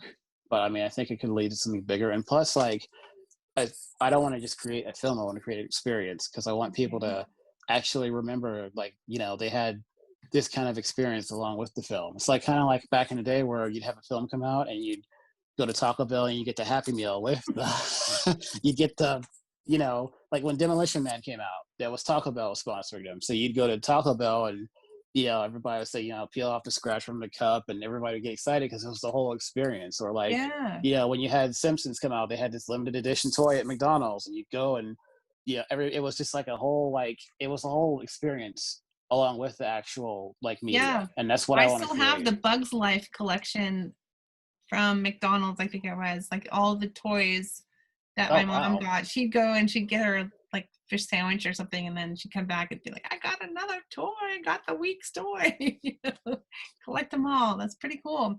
Oh yeah, It does create that experience and memory and involvement in the storyline. Yeah. Yeah, interesting. Yeah, I would love to help you create that. That's super neat. I'd like, you know, want to bring VR to BCM, and you're the perfect person to help to make that happen. I have several different connections. We can talk after the interview. Okay, yeah, for sure. Okay. Well, I'm so excited for the world to see this one episode, and for the world, as far as we know it, in our local Bay Area filmmaking community, to see your other series. How do we find more of your work and the rest of the series parts? Right now, I'm on Instagram at Philip Lewis 590. Okay. So it's PhilipLewis 590. Okay. I have my own website as well, and I'm going to be on Starable. It's like a whole web series platform. Okay. So I'll have those links in a second. Really very admirable. I know it takes a lot of work to put those kinds of things together. What kind of equipment are you using, and how are you putting it together? What's your style? Right now I'm just using using Maya, After Effects, Photoshop, and Adobe Premiere. Oh, is that put all? it all together? Yeah, and then okay. I think there's a few more programs I'm using. MPEG Streamclip for encoding. I'm using that one, a little bit of Media Encoder. I'm using a whole bunch of things, but mainly just Maya for all the 3D stuff, and then Photoshop for the textures, and then Adobe Premiere and After Effects for the compositing and the color correction. Wow, so incredible. Yeah, I had to go through like 2 or 3. I mean, last night I stayed up worked on it for 4 hours just to compress it to under a gig. Mm-hmm. So I was able to do it, but like, it's just, sometimes it gets a little bit involved, and So sometimes, time-consuming. Mm-hmm. yeah, these files are like uncompressed and they're like really unstable sometimes. So I had to go in there and compress it and make sure everything is kind of working right. And I had to watch it like 20 times before I submitted it, just to make sure. Thank you. Thank you very much. Oh, I know the other question I have for you is for other people who are doing animations and doing that. I mean, it sounds like you have like a onion effect where you're layering your knowledge skill base and like really developing a full a full, well-rounded bag of tricks and abilities. So do you have any advice for people who are kind of starting out in today's world, I guess COVID world, and what you'd suggest? To be honest, I would kind of say, like, at this point, just enjoy the process and like really just like enjoy like the time you have to like learn. Because I mean, sometimes I get into a weird rut where I feel like sometimes like learning stuff can be like, you want to just get out there and start getting everything. Like you want to you kind of want to go from 0 to 60 and get all your projects done and get submitted to festivals and all that. I would just say kind of like take your time and like enjoy the learning. That's kind of what I wish I could have did more in college, because I kind of rushed through everything. Oh, that's good And advice. now I kind of just feel like I want to just, lock myself in the house and just like learn as much as I can, because I really enjoy the process. And I know the process can be tedious. It can be like a little bit monotonous, but the process eventually you're going to be really grateful that you took the time and actually really covered everything and then like really enjoyed the learning. Because if you don't enjoy like the process, then it's going to get harder and it's going to feel like it's impossible. Oh, good. That's kind of the advice I have, because I kind of wish I had enjoyed more of a, sometimes you see like projects on Facebook where they're just starting out and they're kind of like rough, but then that's the process that I think I enjoy the most. Just because kind they of like assembling it to its like main base storyline, and then refining it is another system. Yeah. Set of skills too. But just like everything along the way, I would just say kind of enjoy the process. Nice. Do you have mentors? I guess probably from your professors or. Some, not really. I mean, a lot of I'm finding new mentors. Let's just say that. And do you have people that you look up to, like as far as like in the industry that you follow their work? I mean, this might sound campy, but right now I kind of look to James Cameron. Nice. If that's like James Cameron, maybe Tarantino, like a lot of the 80s stuff, I kind of like early 90s, 80s stuff I look up to. Like the Big Lebowskis, the Coen brothers. Nice. That sort of thing. Like that's where I look to for inspiration. I kind of admire what Tyler Perry did with like, creating his studio, and like I kind of admire some of the advice he gave at like graduation ceremonies, like some of the speeches he gave and that sort of thing.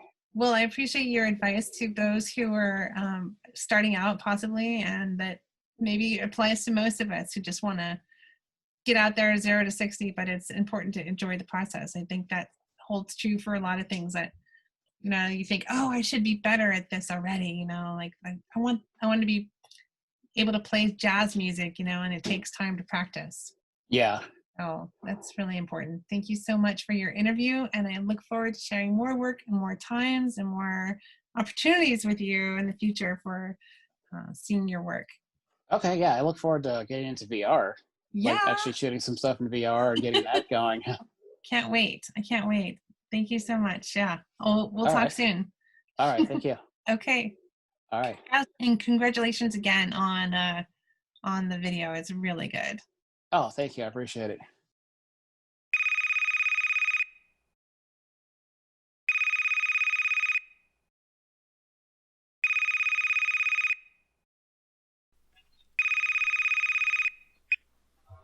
Oh, hi. Hey, Pop. Hey, how you doing, John? I just called to check to see if the boy's asleep. Oh, yeah, that kid's in bed. He didn't give you any trouble? Nah. I didn't even have to whoop him. Well, good. I'm glad to hear. We're going to be home in probably about an hour. Okay, we'll be looking for you. Okay, I'll see you in a little bit. Okay. I love you. Love you too. Bye-bye. Bye.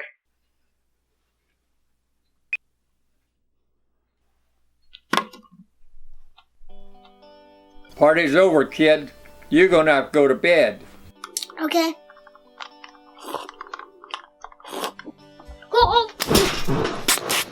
No, you gotta get under the cover. Get on the cover, guy. All right.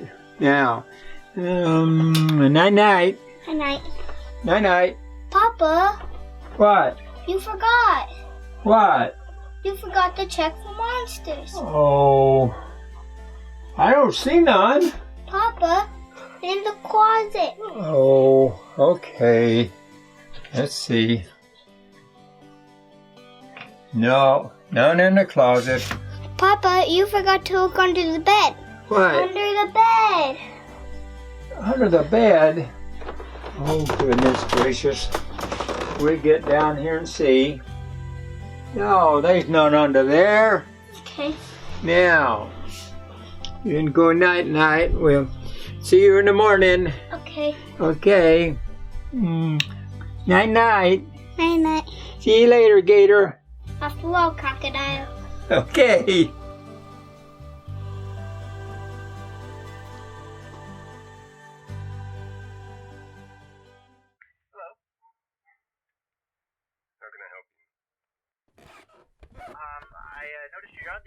Sean?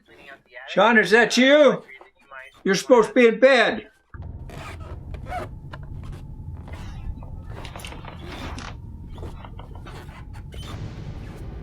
Sean?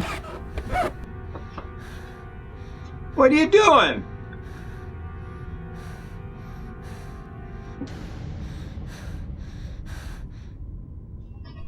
You're gonna get me in trouble. Your mom's gonna be here in a minute. John! Yes, Papa?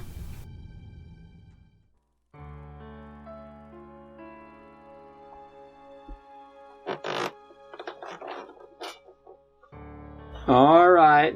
Now, night-night. You stay in bed.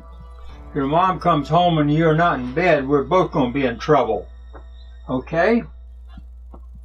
Papa. Okay. Let's see. No, none in there. I'll look down under the bed.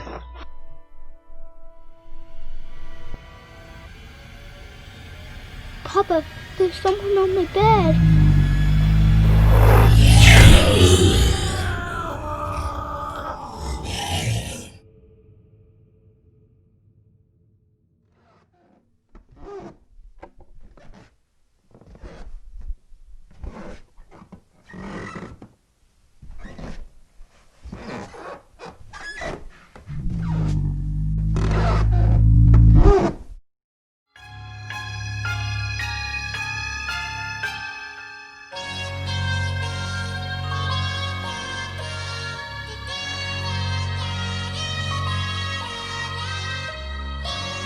Why aren't you in bed?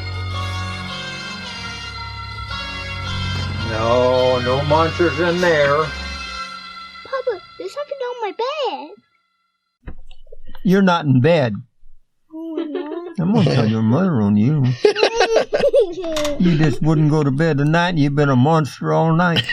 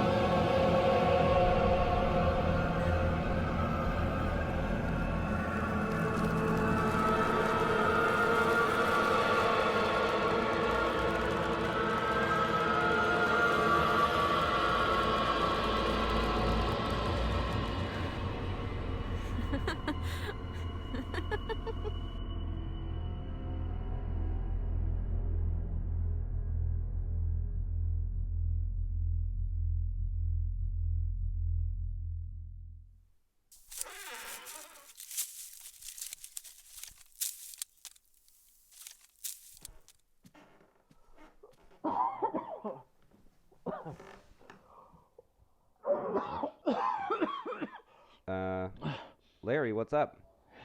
Hey, bro, where you been? Well, dude, there's a pandemic happening right now. Bro, we talked about this. You gotta stop drinking that Kool-Aid. Larry, this is serious. See, you worry too much, bro. That's why I'm here. You know what I'm looking at right now? A beautiful blue sky, birds singing in the goddamn trees, and a cute fucking squirrel chasing an even cuter fucking squirrel across the grass. You gotta get here and enjoy this with me. Dude, no, I can't. I have to pick up a prescription. Alright, let's go. Larry, no, you're not even wearing a mask. Well, I'm not leaving until you leave. What, really? Asshole. Dude, I have a heart condition. The pharmacy's gonna close soon. This isn't a joke. Well, we better go then. How can you want to go out anyway? You sound like you're dying. I'm not dying, it's... Dude, if you don't leave, I'm gonna have to call the cops. Or an ambulance. Bro, don't you dare. This is America. I can have allergies anywhere I want. Jesus Christ, we're not even friends. We're just neighbors, man. Can't you go hang out with someone else? Say, can you see by the dawn's Larry! light what so proudly we held at... Larry? Larry? Yes, I think he's dead.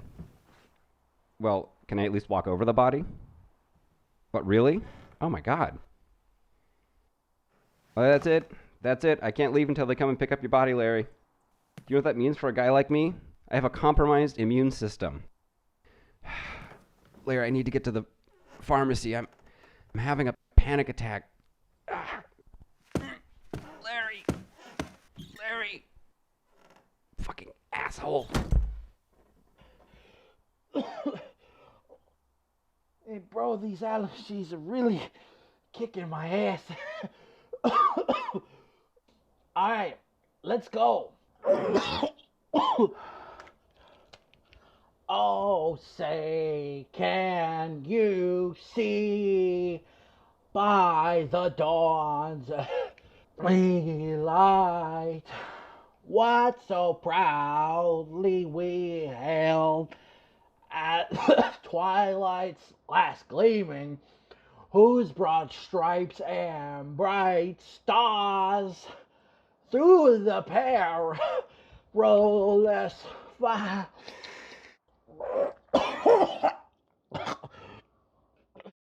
Really?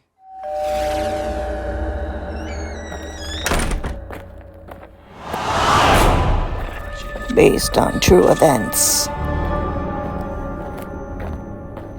Every neighborhood has a couch.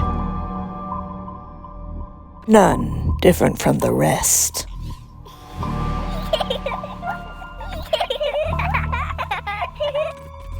On the scariest night of the year, you might find something hidden within.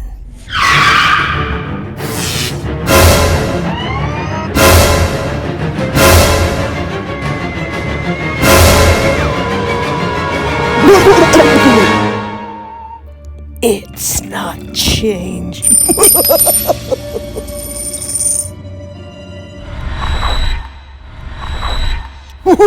Candy corn.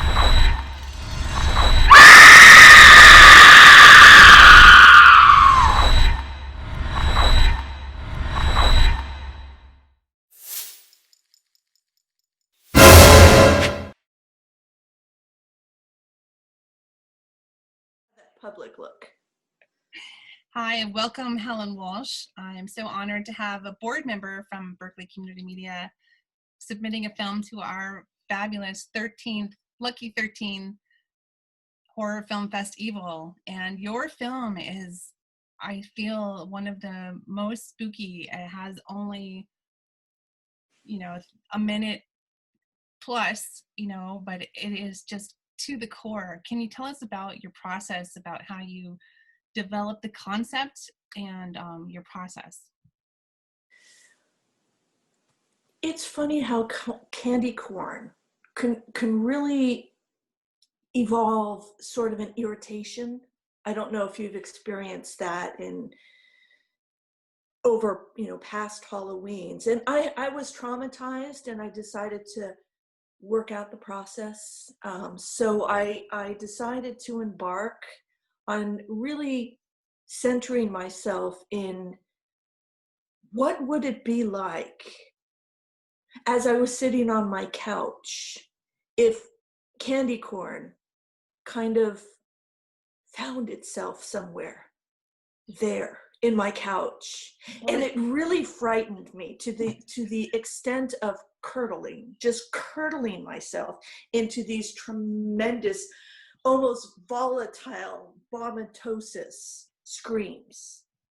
Well, just the color itself is sort of indicative of that. It evokes that emotion of wanting to just have the volcano of sweetness, coming out. And that, I mean, everybody has a couch, so there's this danger lurking in every household, not in every neighborhood, in every country, probably, unless you don't have a couch in your house.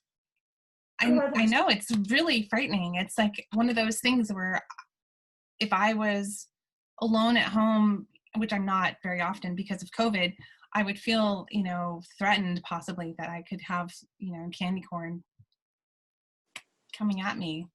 It's frightful how candy corn can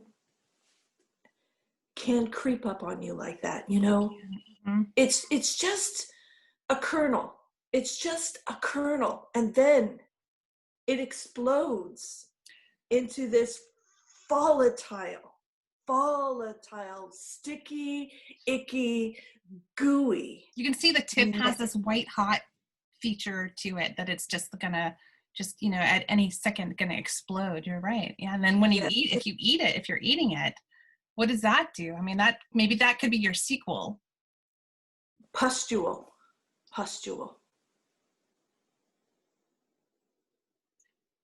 And so I feel that there's so many elements that could have come, because it has this barrage of other spooky things like the eyeballs and the spider and the things that are coming across the screen and the skeleton. I feel like, it's like it's this juxtaposition of this classic, Halloween things that are, they're kind of spooky, but this is wicked spooky. So how did you come up with that idea, like just to pit them against each other like that? Well, that feeling you get sometimes when you wake up in the morning and you have this dream, right? And in this dream, you simply can't get away. So I felt it was very important to give you that stuck sensation. Candy corn, sticky and stuck. Got it. And volatile, exploding. So yeah, I got it. Take us into that dream world and separate that. Plus I was considering, I didn't want people to get so drawn in. It was upsetting. Because candy corn can be upsetting. And then I also wanted to mention that I noticed that you made it so accessible because you put the words down below what's going on so that people could really grasp it with all of their senses, can you talk to that feature? Well, I'm sure everybody has the same issue over candy corn, and I thought it would be nice to be more inclusive to the larger community because I'm kind of wanting to spread the word out. Like as a warning, like us. And yes, and so, if you shut your eyes, you can still see the film in an audio way. Oh, yeah. And if you do that, each component actually is a little bit different, but they're all connected by everything to time. When you chomp on a candy corn, it's a chomp. There's a timing to it.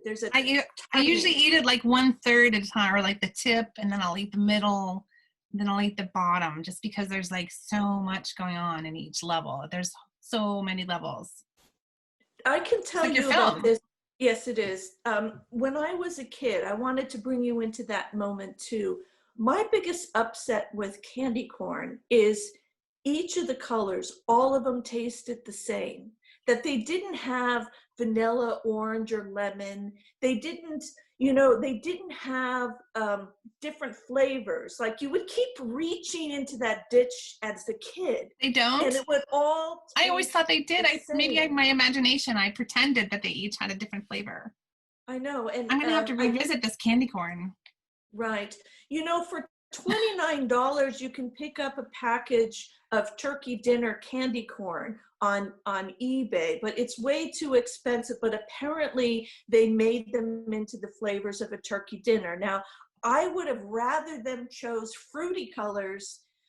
Maybe the cranberry one tastes okay, but then again, it's the colors. It's the colors. If there's these colors and it's tasting like turkey and gravy and pumpkin pie, it's a pumpkin pie though might have been a better flavor than the one that they currently have candy corn tasting as.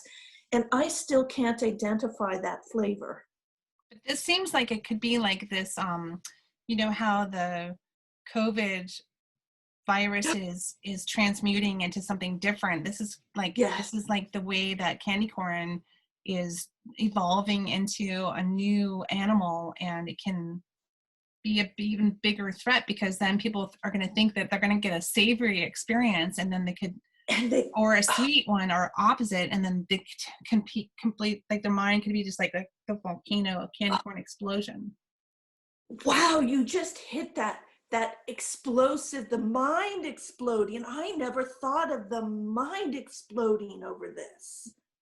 Oh, that's touching. Yeah. That's touching. Because that's another sense, that's like your sixth sense. That's your inner cognitive functioning that you tend to depend on when you're, maybe one of your other senses is not really at its height of what it could be societally, whatever, that you're expecting that your mind can translate what's going on with your taste buds, and then your mind just could be like just totally blown.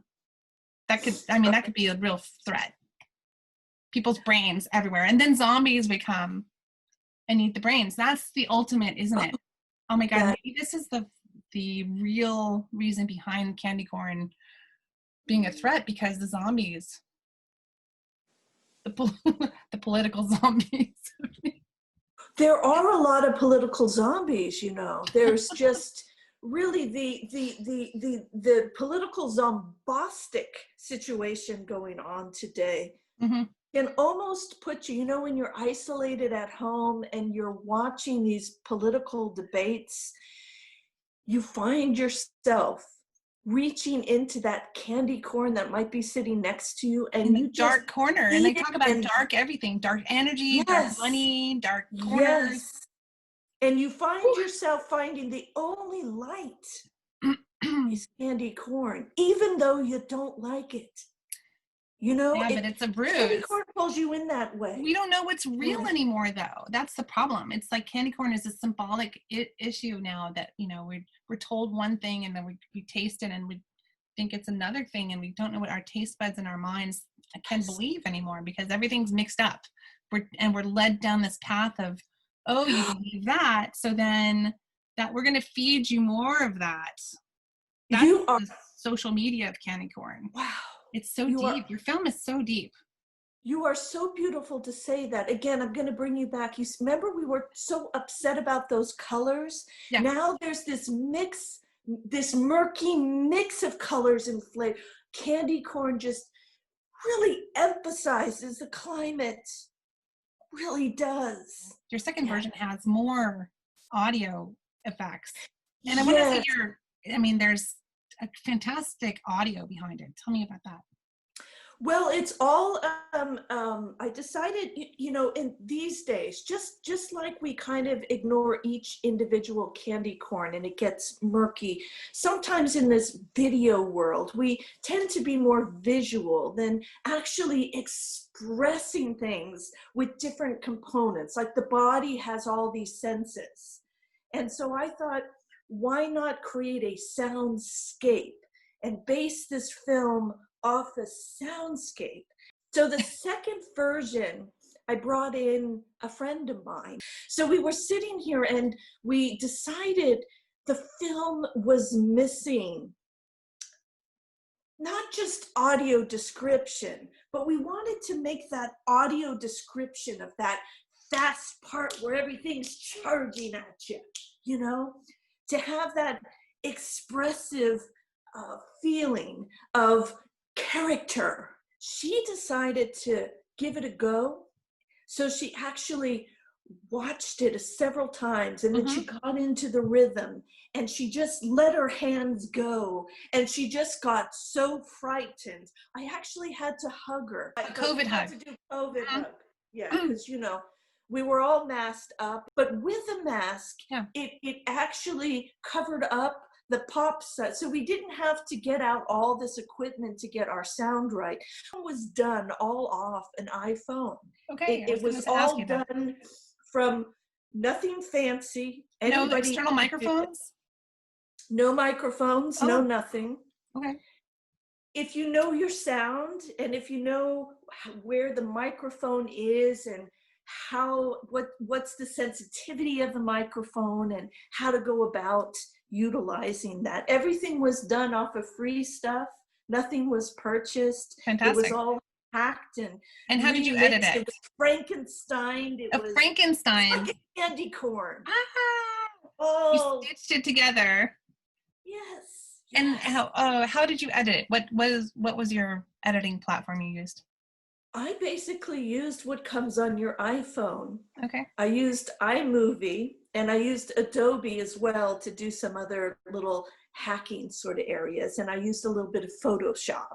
So those the eyeballs, effects.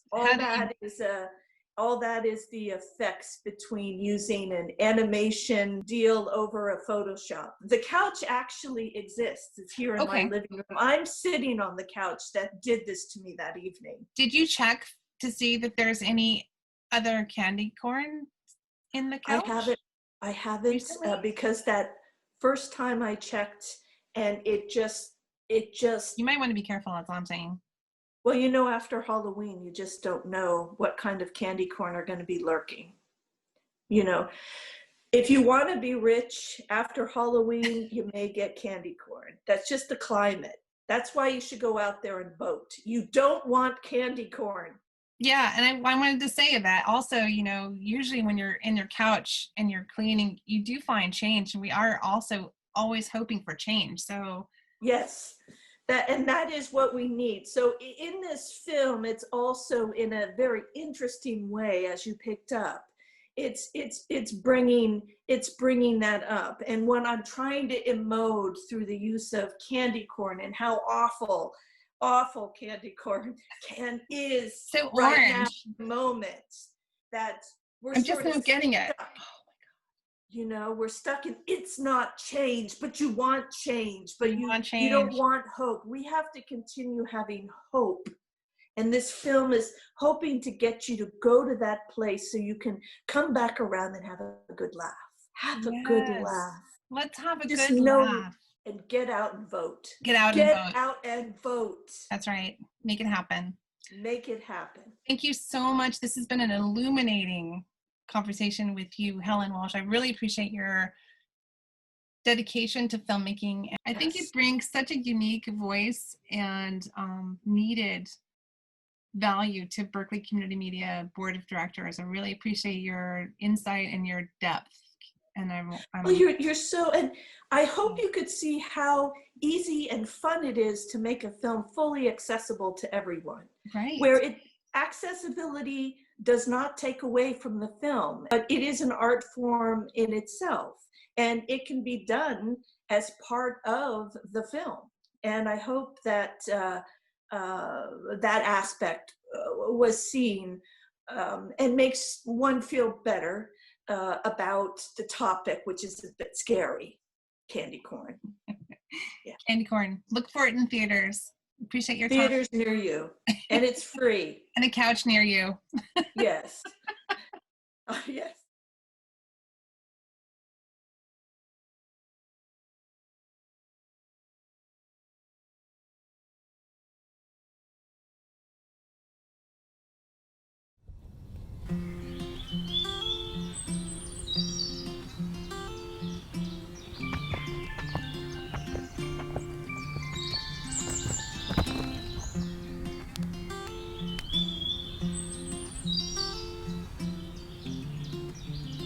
10, 9, 8, 7, 6, 5, 4, 3, 2, 1. Ready or not, here I come.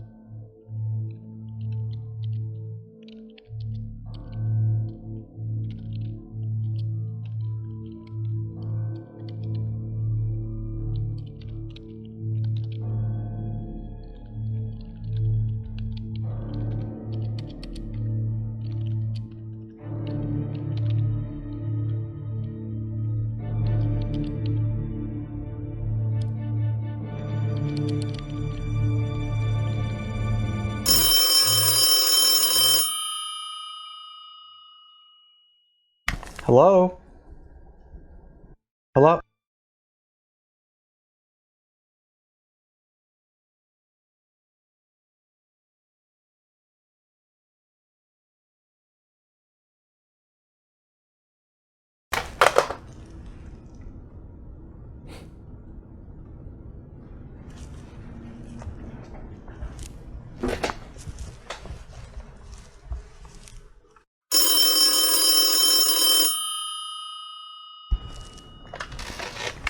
Hello?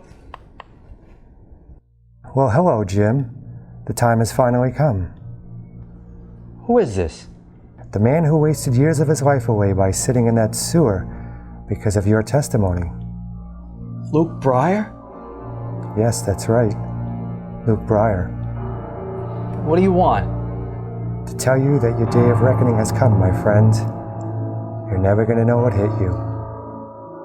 Look, you better leave me alone, or you'll wind up right back in prison. When I'm through with you, you'll just disappear like you never existed. Leave me alone.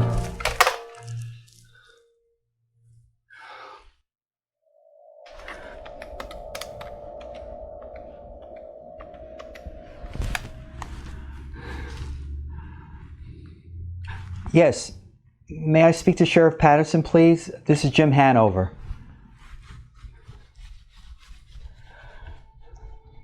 Sheriff Patterson, Jim Hanover here. Listen, I just got a frightening call from Luke Breyer. Remember my testimony sent him to prison for the beating and robbery of that poor woman about 3 or 4 years ago? Yes, that's the one. Well, anyway, he just called and he threatened my life. Yes, Sheriff, I'm frightened. I don't know what to do. Could you send somebody over? I'd like to take out a restraining order. Okay. Yes, I'll keep my doors locked. Would you? Yeah. Please. Please, I'm really frightened. Okay.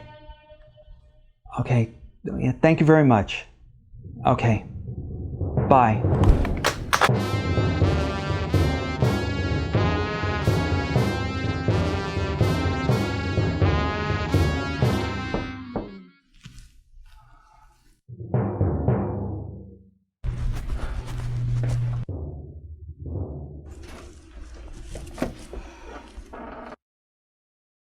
Mr. Hanover, you know what day it is? May I remind you your rent is due? Oh, I'm sorry, Mrs. Sloan. I'm just a little unnerved. What about? Well, I think I mentioned to you that a few years back, I was a witness to a crime where this poor woman got beaten and robbed. Well, the guy just got paroled and he just called and threatened me. Listen, I don't need any trouble in my apartment building, you hear?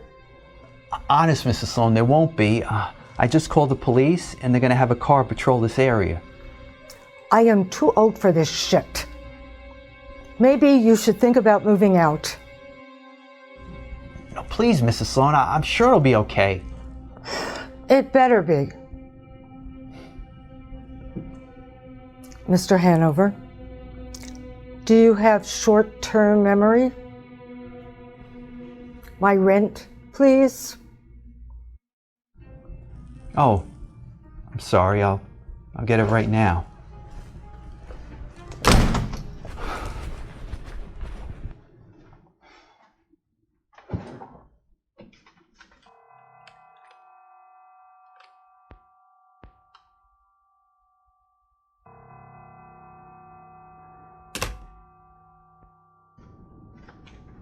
Mrs. Sloan, would you mind waiting outside, please?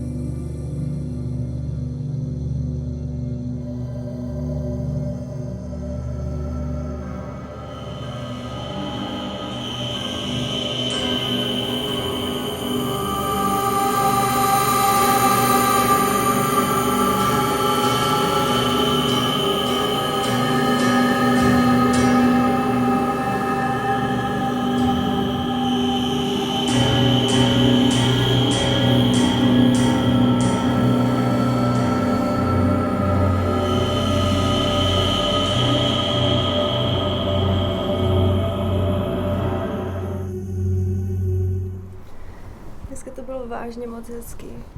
Moc se mi to líbilo. Nechtěla bys třeba tady zůstat přes noc? Jako nightcap? Nightcap. Jo, Yes. jo, to Yeah. rozumíš. OK, tak jo, tak můžeme tady být.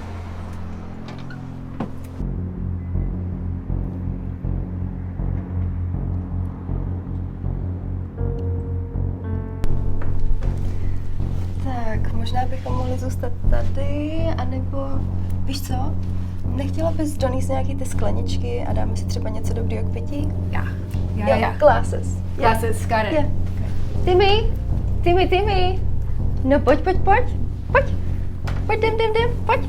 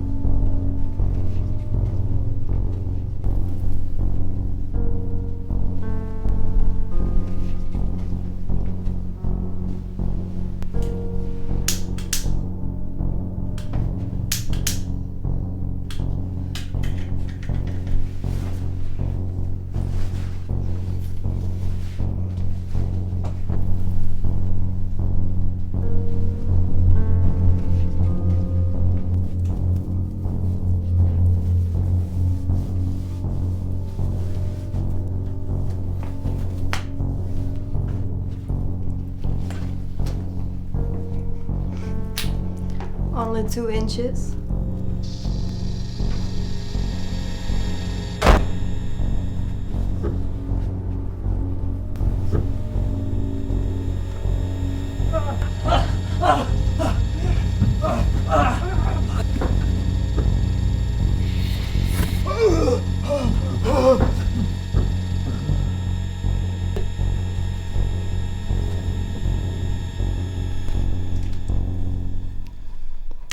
Tak jak chutná?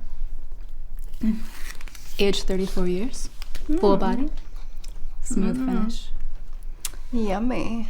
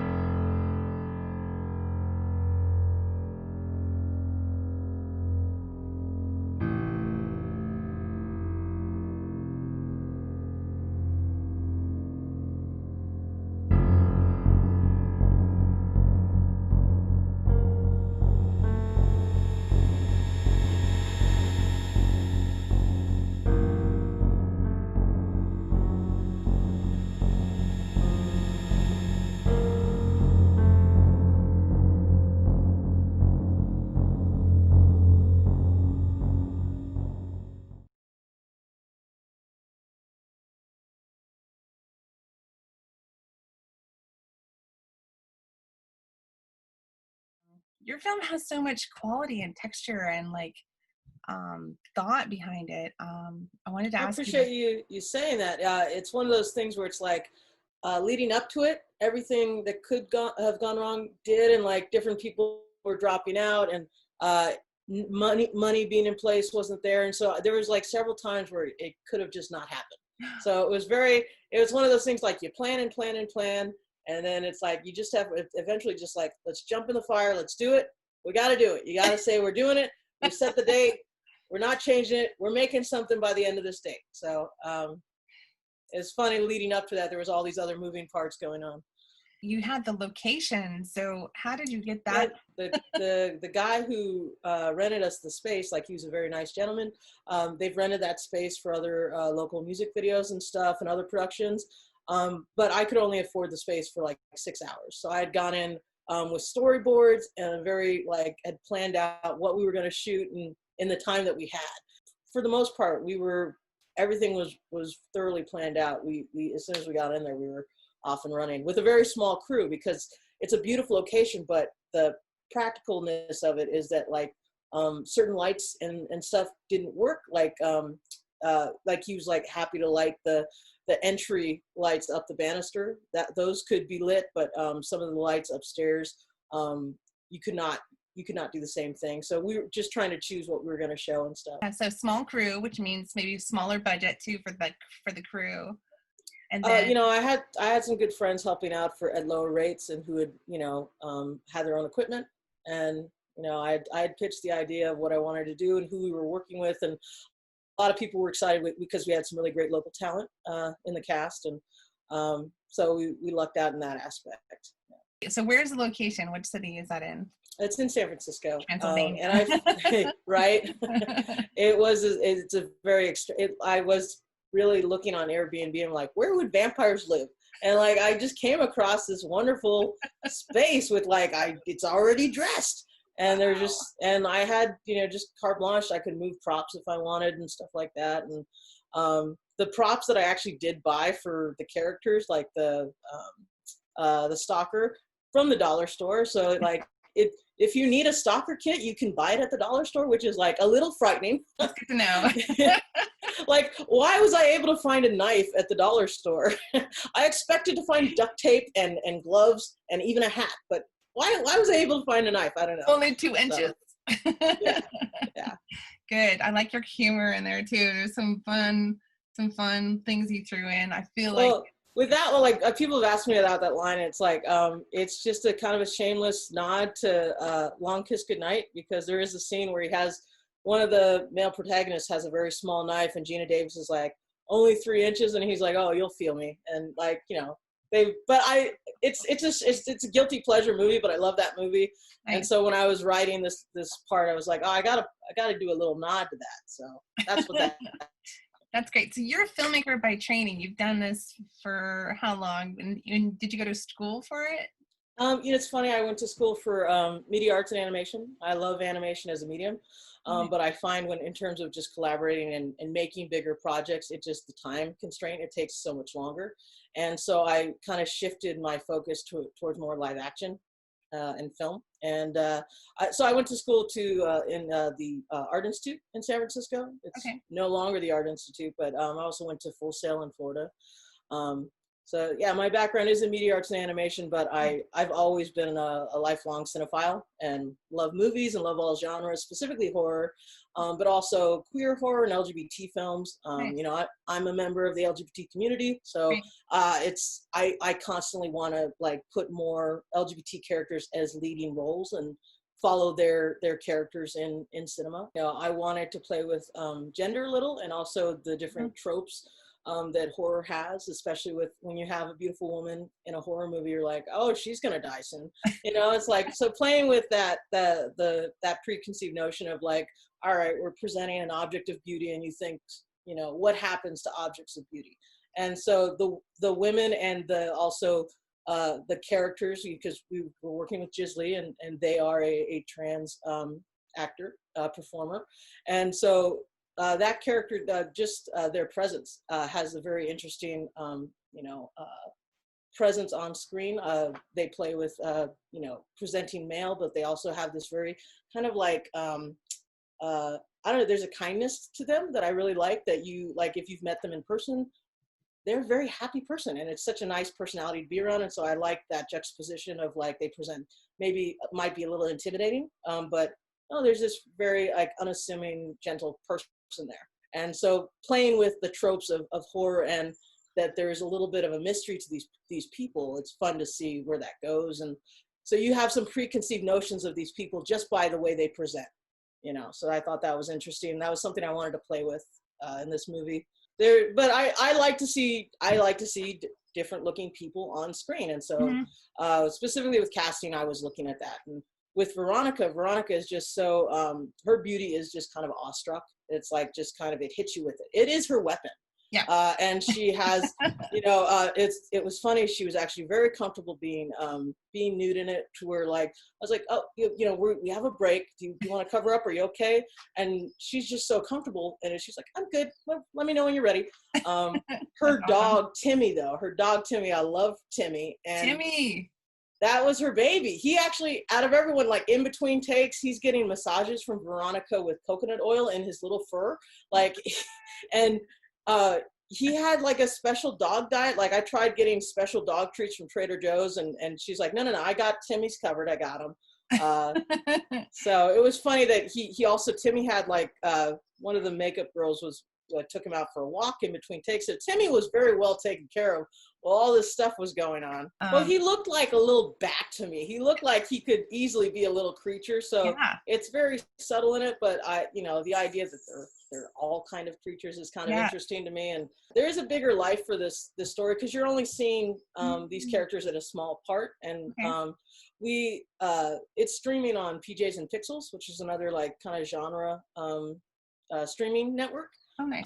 But they have an interest in developing into a larger story. We're talking with them to work on a comic, because I had written 2 other shorts that were going to accompany Nightcap. That was going to show the beginning of how the 2 characters meet. It was called Happy Hour, where we got to see them at the bar, and we got to kind of set up the world a little more. Then the next part was supposed to be called Morning Mule, which was the next day. We followed them the next day after what's happened. And Morning Mule. Yeah. And so, each has kind of a drink theme to it. Because of COVID, we were going to get funding for the shorts. Like there was interest in us doing these shorts because they like Nightcap. Yeah. And once COVID hit, they were too expensive to then try and still try and make, but everything shut down. Bars shut down. Having more extras than what we had in Nightcap was not going to be possible. So I have those scripts, and we're thinking of making like a 30-page comic book that sets up these characters, sets up the relationship from the beginning to the next day of Nightcap, and then we'd like to make a feature that expands on that, what they do after that. I could tell there's a lot of thought put into it. I'd love to see your storyboards for the Nightcap. I'll have to send them to you. Yeah, that'd be cool to show. It's kind of a fun comparison, because you're like, oh yeah, that's the angle. So yeah, I bet they're really good. But I was gonna say, like, the details and the camera work, the audio, the Foley work. There's a lot going on, and the shots, the type of shots that you're using, like just establishing the character the very first 30 seconds. The characters in the very first 30 seconds. Getting into. Well, it's funny. I was an intern for Frameline a while back, and I had to watch several short films. And one of the things they would look at is like, is there enough gay in this? Like, where's the gay? Like, are they? Because some shorts, you'd be surprised. Some people just submit to an LGBT festival, and there's no gay in the film, and you're like, what?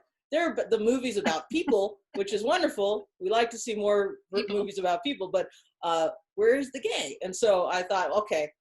I gotta throw a kiss right in the beginning. I want to see some nice kissing right in the beginning. Yeah, cool. Just so they know. Okay, there's the gay. All right. Okay, now we've seen a little bit. Now we can go into it. There's no question. I loved it too when she's going up the stairs and she calls Timmy. And I thought at first it was a cat. I'm like, how did she get the cat to come like that? It's this beautiful little. Well, I was thinking, I totally thought that's how Veronica would probably summon men up, is that she would have men slowly walk up the stairs that way. Yeah. So, yeah. But yeah, I loved, I love putting dogs in a couple of my earlier shorts. I specifically had dogs in it because I was like, okay, I'm going to have lesbians and dogs, and like, we'll have a little bit of horror. And I was like trying to get everything that I like into a little short. And so it had been a running joke, like, okay, with this short, where's the dog? And I'm like, no, we can't have a dog this time. We just lucked out with Timmy because Timmy came with Veronica. So that's cool. The cinematographer, Michael DeYoung, he's a local filmmaker. He directs his own stuff too. He does a lot of music videos, but he's used to working with small crews. So we had our AC was Alex Long. And so him and Mike have worked together, and I met them when I was working I was a second AD on a local feature called Freshman Year. And so that filmed in Dublin, and I was in charge of hiring a lot of people, and Mike and Alex were both PAs on that project. And I just had talked with them. I'm like, you guys are working really hard, working long hours. Like, what are some of your dream projects? What do you want to be working on? And so we just had kept in touch in terms of like, I was like, oh, I have some other projects coming up. I'd love to work with you guys again. And we've just worked on several shorts together. And I've actually I've taken the quarantine time to write a couple scripts for features. Good so for you. we're getting ready to try and shoot first feature soon. So I have a couple features in the back pocket. I'm like just kind of waiting to pull the trigger on. I'd love to shoot in San Francisco for one of them is called The Ghost of Stowe Lake, which if you're familiar with the folklore of San Francisco, the Lady of Stowe Lake, who's haunted the lake since 1906, and she's constantly searching for her lost child. It's a fun folklore. Like if you go on tours, you see like this is the story that's been around where they'll go to the lake at night and say the chant. So it's kind of a fun local legend. But for me specifically, I'm like, oh, I love, as a regional filmmaker, like I love that there's this local history and I want to incorporate LGBT characters. So I would follow, a newly engaged couple who's really a tourist to the city, who gets to know the city by coming to the city and enjoying it. Oh. And they learn this local legend and they spend the weekend trying to survive the ghost. Another one, I'm keeping in paranormal themes, but mixing genres a little. I've been loosely calling it's a paranormal poly rom-com called Dead in Love. And see, I'm like, rom-com, like I want to stick to horror, but I really wanted to challenge myself, like what would be the rom-com I would want to see? And so in this one, we follow, it's a mostly Latinx cast. It follows a young ghost. She's in her 20s, Sophia. She died unexpectedly with a brain aneurysm, talking to her nagging mother, who was, nagging her that she's not married like her sisters. She hasn't found love yet. And so that's one of the things that's still preventing her from moving on. She hasn't found love, but she's a little different than other people. She's, she was already open to her mama about being bisexual. And so the mom just kind of assumes like, okay, I know you're dead, but that doesn't mean you have to be alone. So she rents out her former home to an attractive young couple, and the ghost haunts this young couple and they form a connection. So that's, working on some new content. So I went to AFM last year, and it was really nice to talk with other producers and just get what is AFM for those who don't know? Oh, it's American Film Market. Okay.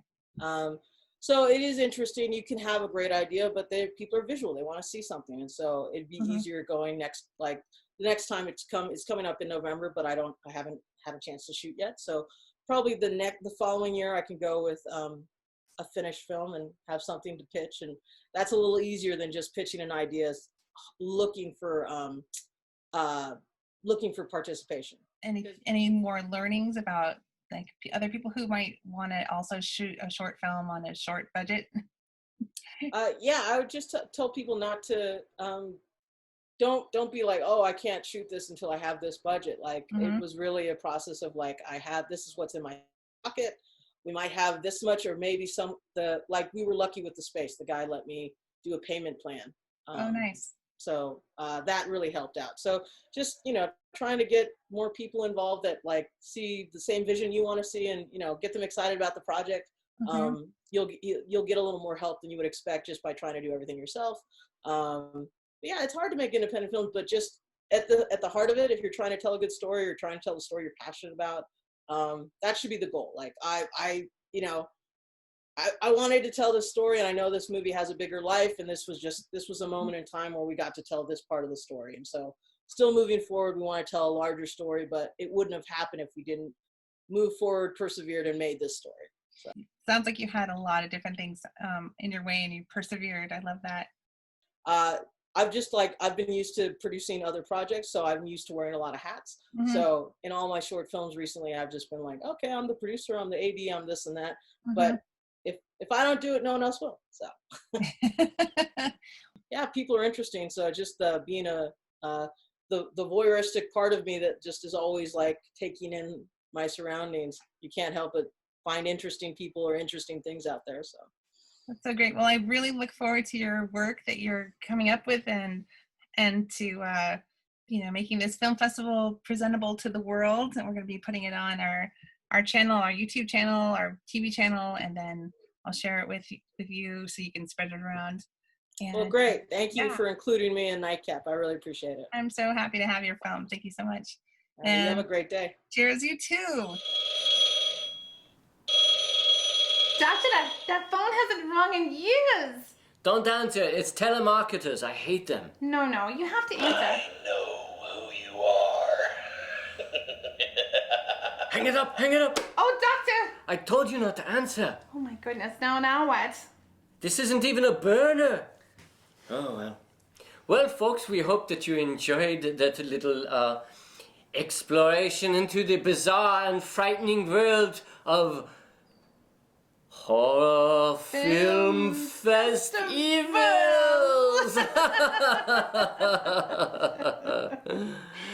So, what have we learned tonight?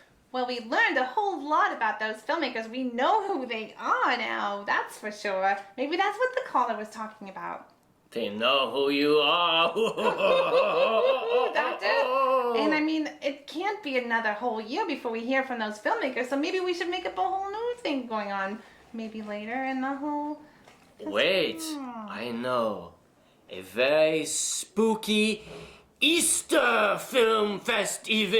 Oh, Doctor, I love it. We could like harvest chickens and bunnies and...